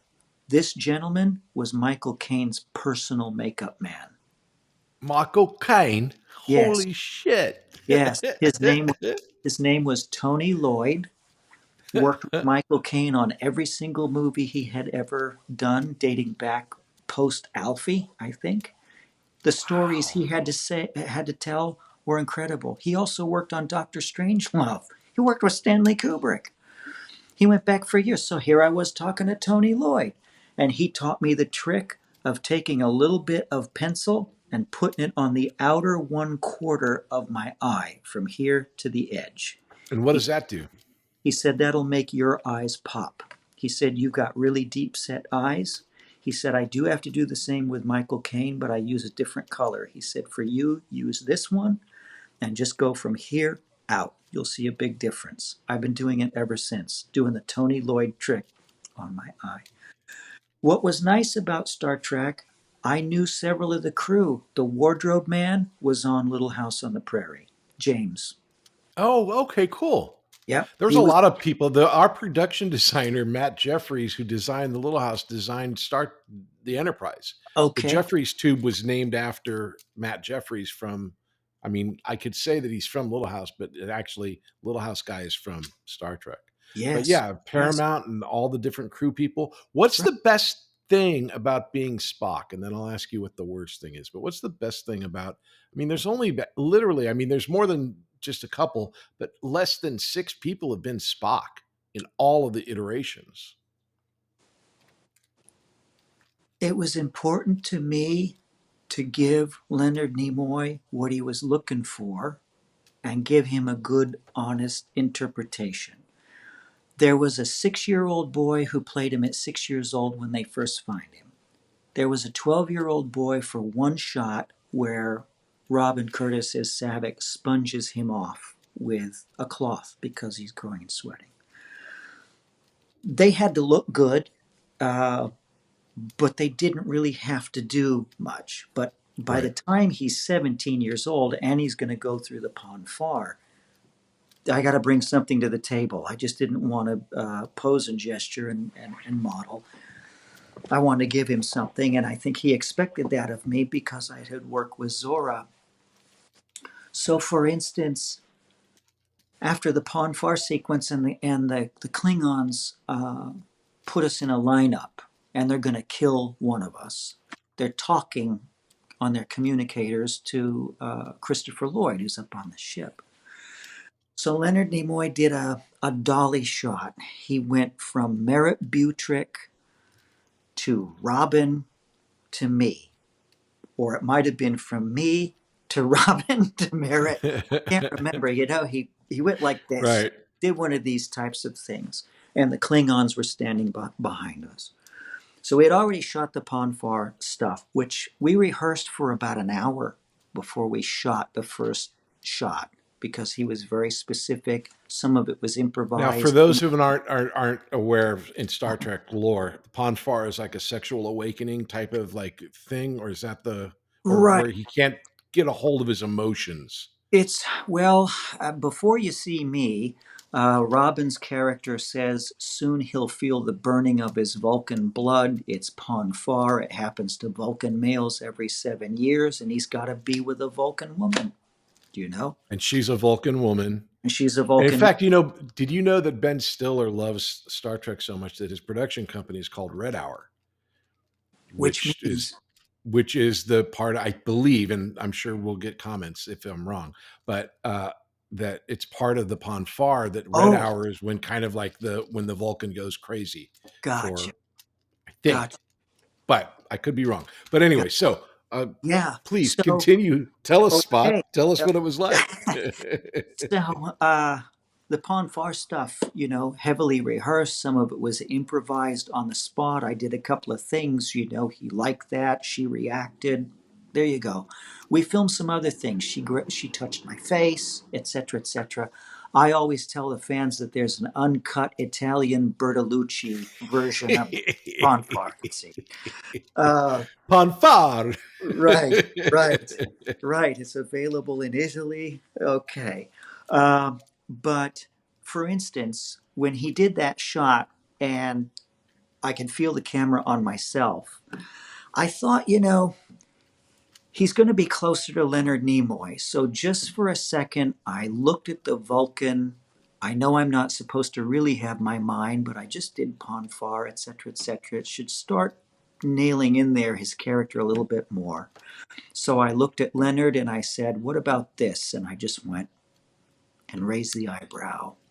Whoa, the thing that, I mean, that's, I can't do it. It's amazing that I Right. mean, it looks exactly like what he does. And he was smoking a cigarette at the time, and he saw it, and he came up to me and he said, I like it. Now we're on the same page, you and I. This is working. He says it's just enough. Just enough as that camera goes by, that eyebrows up while that guy's walking. He says, leave that in. He said, you got it. I said, okay. So I mean, Fantastic. just little things. So, And okay, so you've played Spock. Have you done any of the conventions for Spock where you're there because it's your job? Like, because you've been yes, in a lot of different things. Have you done any Spock things? yes. When I was in Leonard Nimoy's office, he looked at me and he said, I got to tell you something. He said, and I'm going to ask you to do this for me. I said, yes. He said, you're playing me. He said, Star Trek has been very good to me for all my life. He said, now we're doing the feature films. He said, this is an incredible, wonderful thing. He said, you got to honor me, respect me. You can do Star Trek conventions for the rest of your life. He said, this will be a part of your resume until the day you die. He said, so just treat the fans well, take it seriously, honor it. It's not a joke because basically Stevie said, you're playing me and there's a connection there, and just treat it right for me. And I looked at him and I said, absolutely, I will do that. He said, you've been around a long time, you're professional. He said, I know we're going to work well together. He said, just do that for me. So I've done that ever since, of course. How could you not? I mean, you and Of I, course. when No, I, I mean, I get your point of view, but yeah, what's interesting to me about the Star Trek phenomenon, uh, because Ike was in Star Trek, you were in Star I Trek. Another know. friend of mine did the TV show. So, and Kirsty was in it. The people who love Star Trek Mhm. own Star Trek in their own mind. Oh, yeah. Was there any interaction at one of these conventions where you were I don't know. I'm not still looking for any bad stories or good Mhm. stories, just like where you experienced what it was like to be Spock at one of these conventions where you're a marquee character. I'm talking to the Red Jedi, okay? Now, you love Star Wars. Yeah, I love Snake Plissken, right? I right. I get it. You and I were aware of conventions back then, kind of before I did Star Trek. They were Yeah. hitting. Indiana Jones. We saw Temple of Doom together at midnight in Westwood, right? Dressed up. So I understand that. And Leonard Nimoy implored upon me, to take it seriously on his behalf and honor him. So I did. I did my first Star Trek convention in 2005. It took me quite a while because time passed. I went to college, art school, etc., tried my hand at different things. And I spoke with Richard Arnold. He was the talent coordinator for Creation Entertainment, who had the Star Trek license for conventions for a while. It's now moved on Hmm. to other people. I think it's open now for people. But he called Robin on the telephone. Now, she jumped on the convention circuit right away after the films.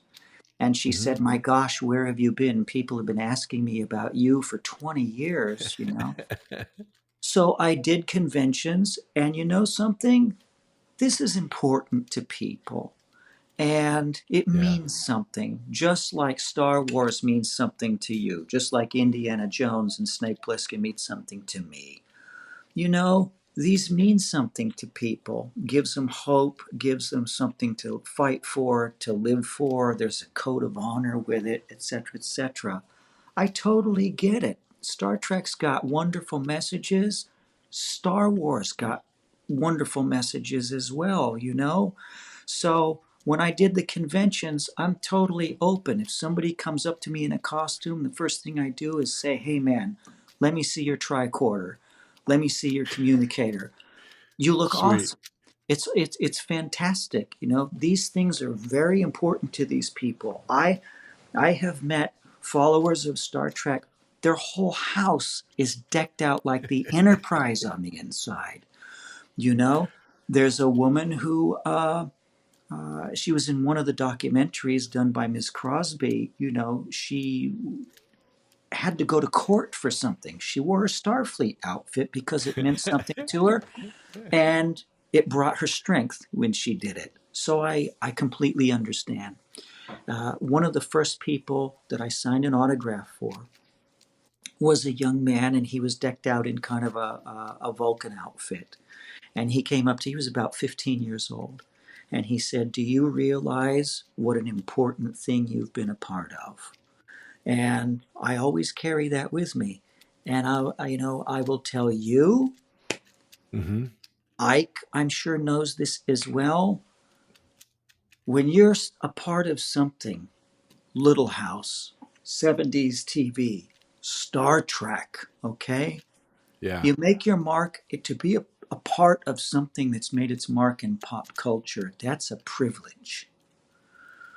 You know, you have to earn that. There's people who would kill for that. There's people who love these things. You know? Well, it's really great to hear not only your connection to Leonard Nimoy and what he requested of you, Mhm. but to hear him understanding the importance of it and to hear your reverence for carrying that forward. So Yeah, thanks it's for that. important. We'll be back after these messages.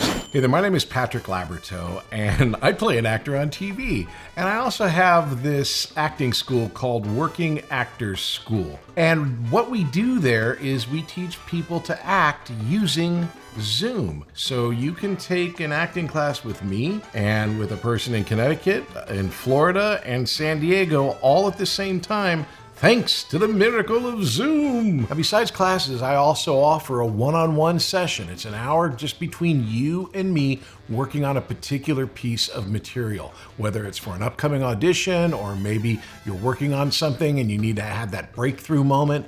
These are really, really fun, and they're really, really great because they're really personalized and intense in all the good ways that intense can be. So if you're working on something, if you want to break through, if you want to have a one-on-one session where you're not working with other people, this is the way to do it. All the information is in the classes page on workingactorsschool.com. Act 4, questions. Okay, so we're at the questions now, and just the questions are really easy because they're all about you. You will know all the answers to this.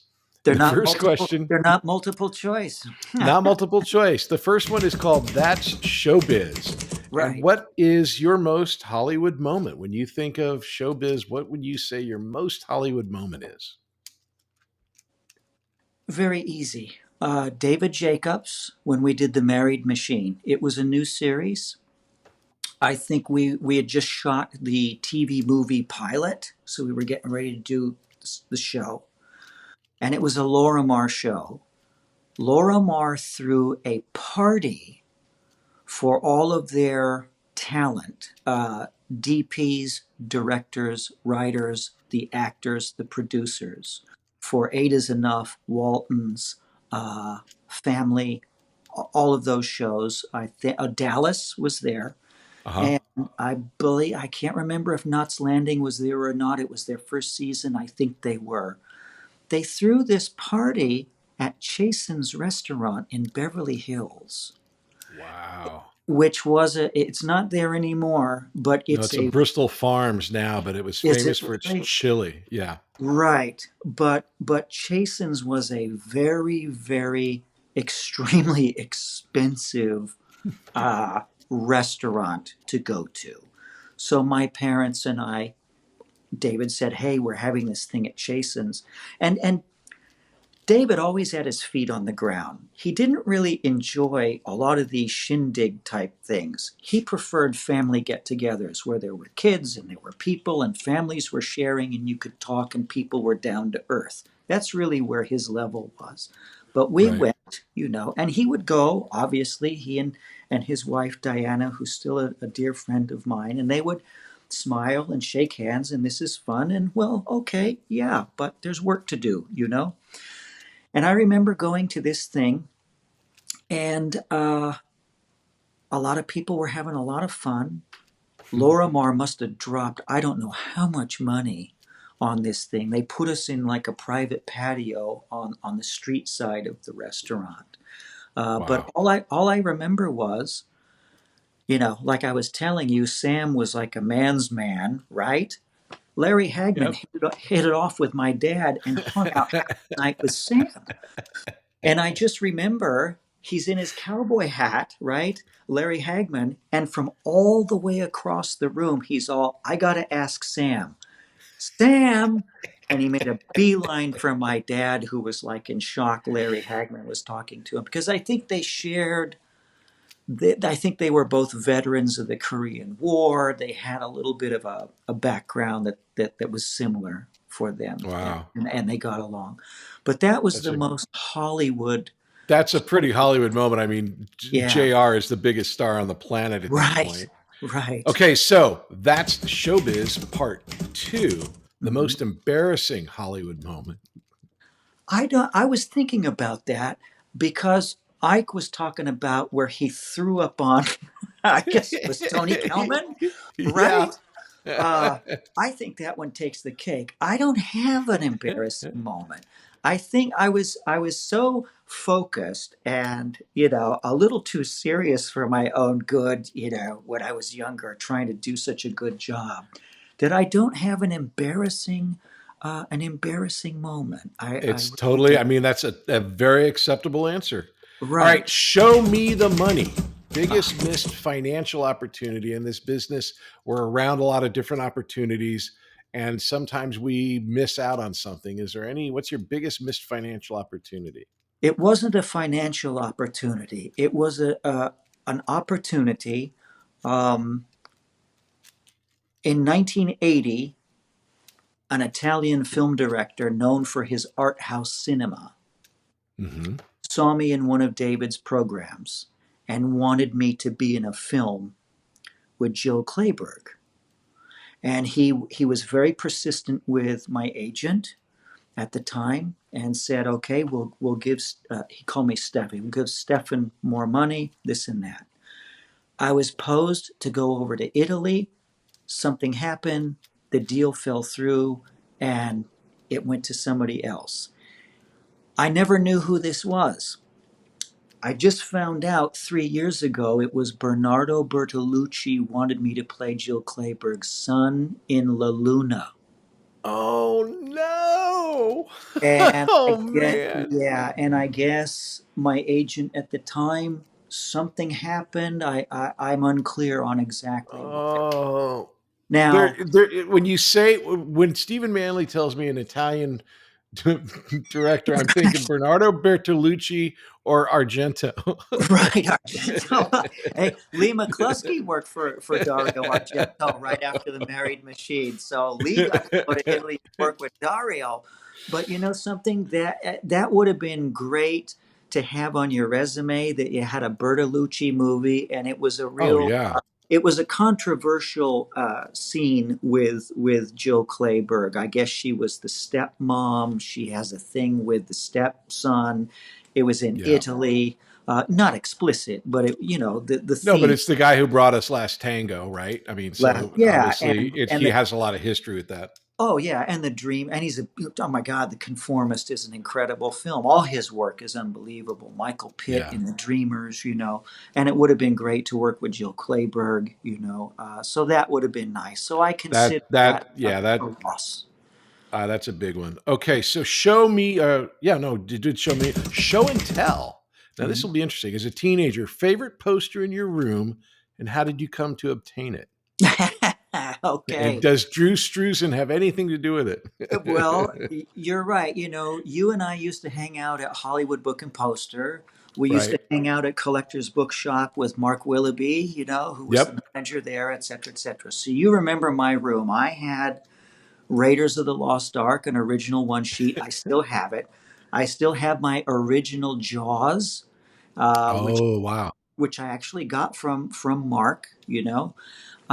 What else? I have a Stanley Kubrick's A Clockwork Orange. And then, if you remember, I have a French 3 sheet of Frank Langella's Dracula. Yeah, Now, I do. That was huge. It took over one whole whoa, wall. now you had just gotten your posters framed. And so Yep. that gave me inspiration. And you said, I remember you said, you got to get some of your posters framed. So got the big Dracula frame. Now you came over, we spent the day together, and it was a long drive back for you. So you said, I think I'm going to spend the night with you. Fine, great. So you crashed. I crashed. The poster was in a wood frame. And in the middle of the night, we both heard crack as the poster was so heavy, the frame broke, and you moved like lightning. Boom, you got up and held this thing up against the wall, and I was right behind you. And I remember that. We both took it off the wall and we set it aside.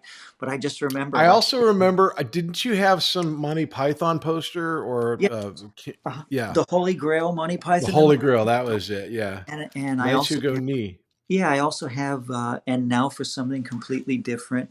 I haven't collected movie posters in a while until recently. I have a couple of Euro films that I love that used to play at the Rialto Theater all the time. You and I would go to Right. the Rialto to see them. Yeah. Yeah, you know, we saw the Magic Christian together. You know, I Right. remember that. Yeah, Good times. Good times. And we'd end up at Bob's Big Boy. that's right. And then Showdown. Best thing you ever did? Worst thing you ever did? You mean as far as Acting. as a role? Yeah, just as an actor. Like, what That's would you say your hard. best? It is hard, but it's a question you have to answer, Stephen. You know, it's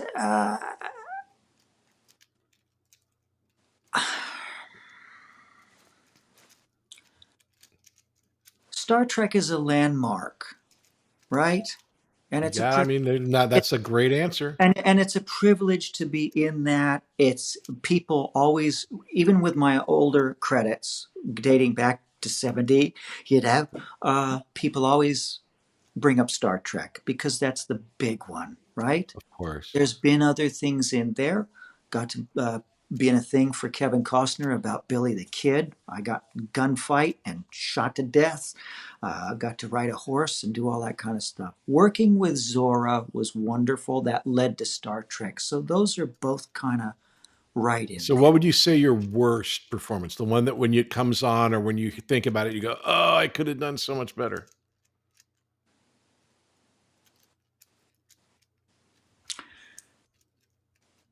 You always think you can do better when you watch your stuff. You look at it and you start to pick it apart, right?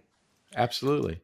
Um, there was a horror movie called Ghost Hunters. It was made for Asylum, but it was a straight horror film. The young man who directed it, Perry Teo, he said they were begging him to make a movie for them.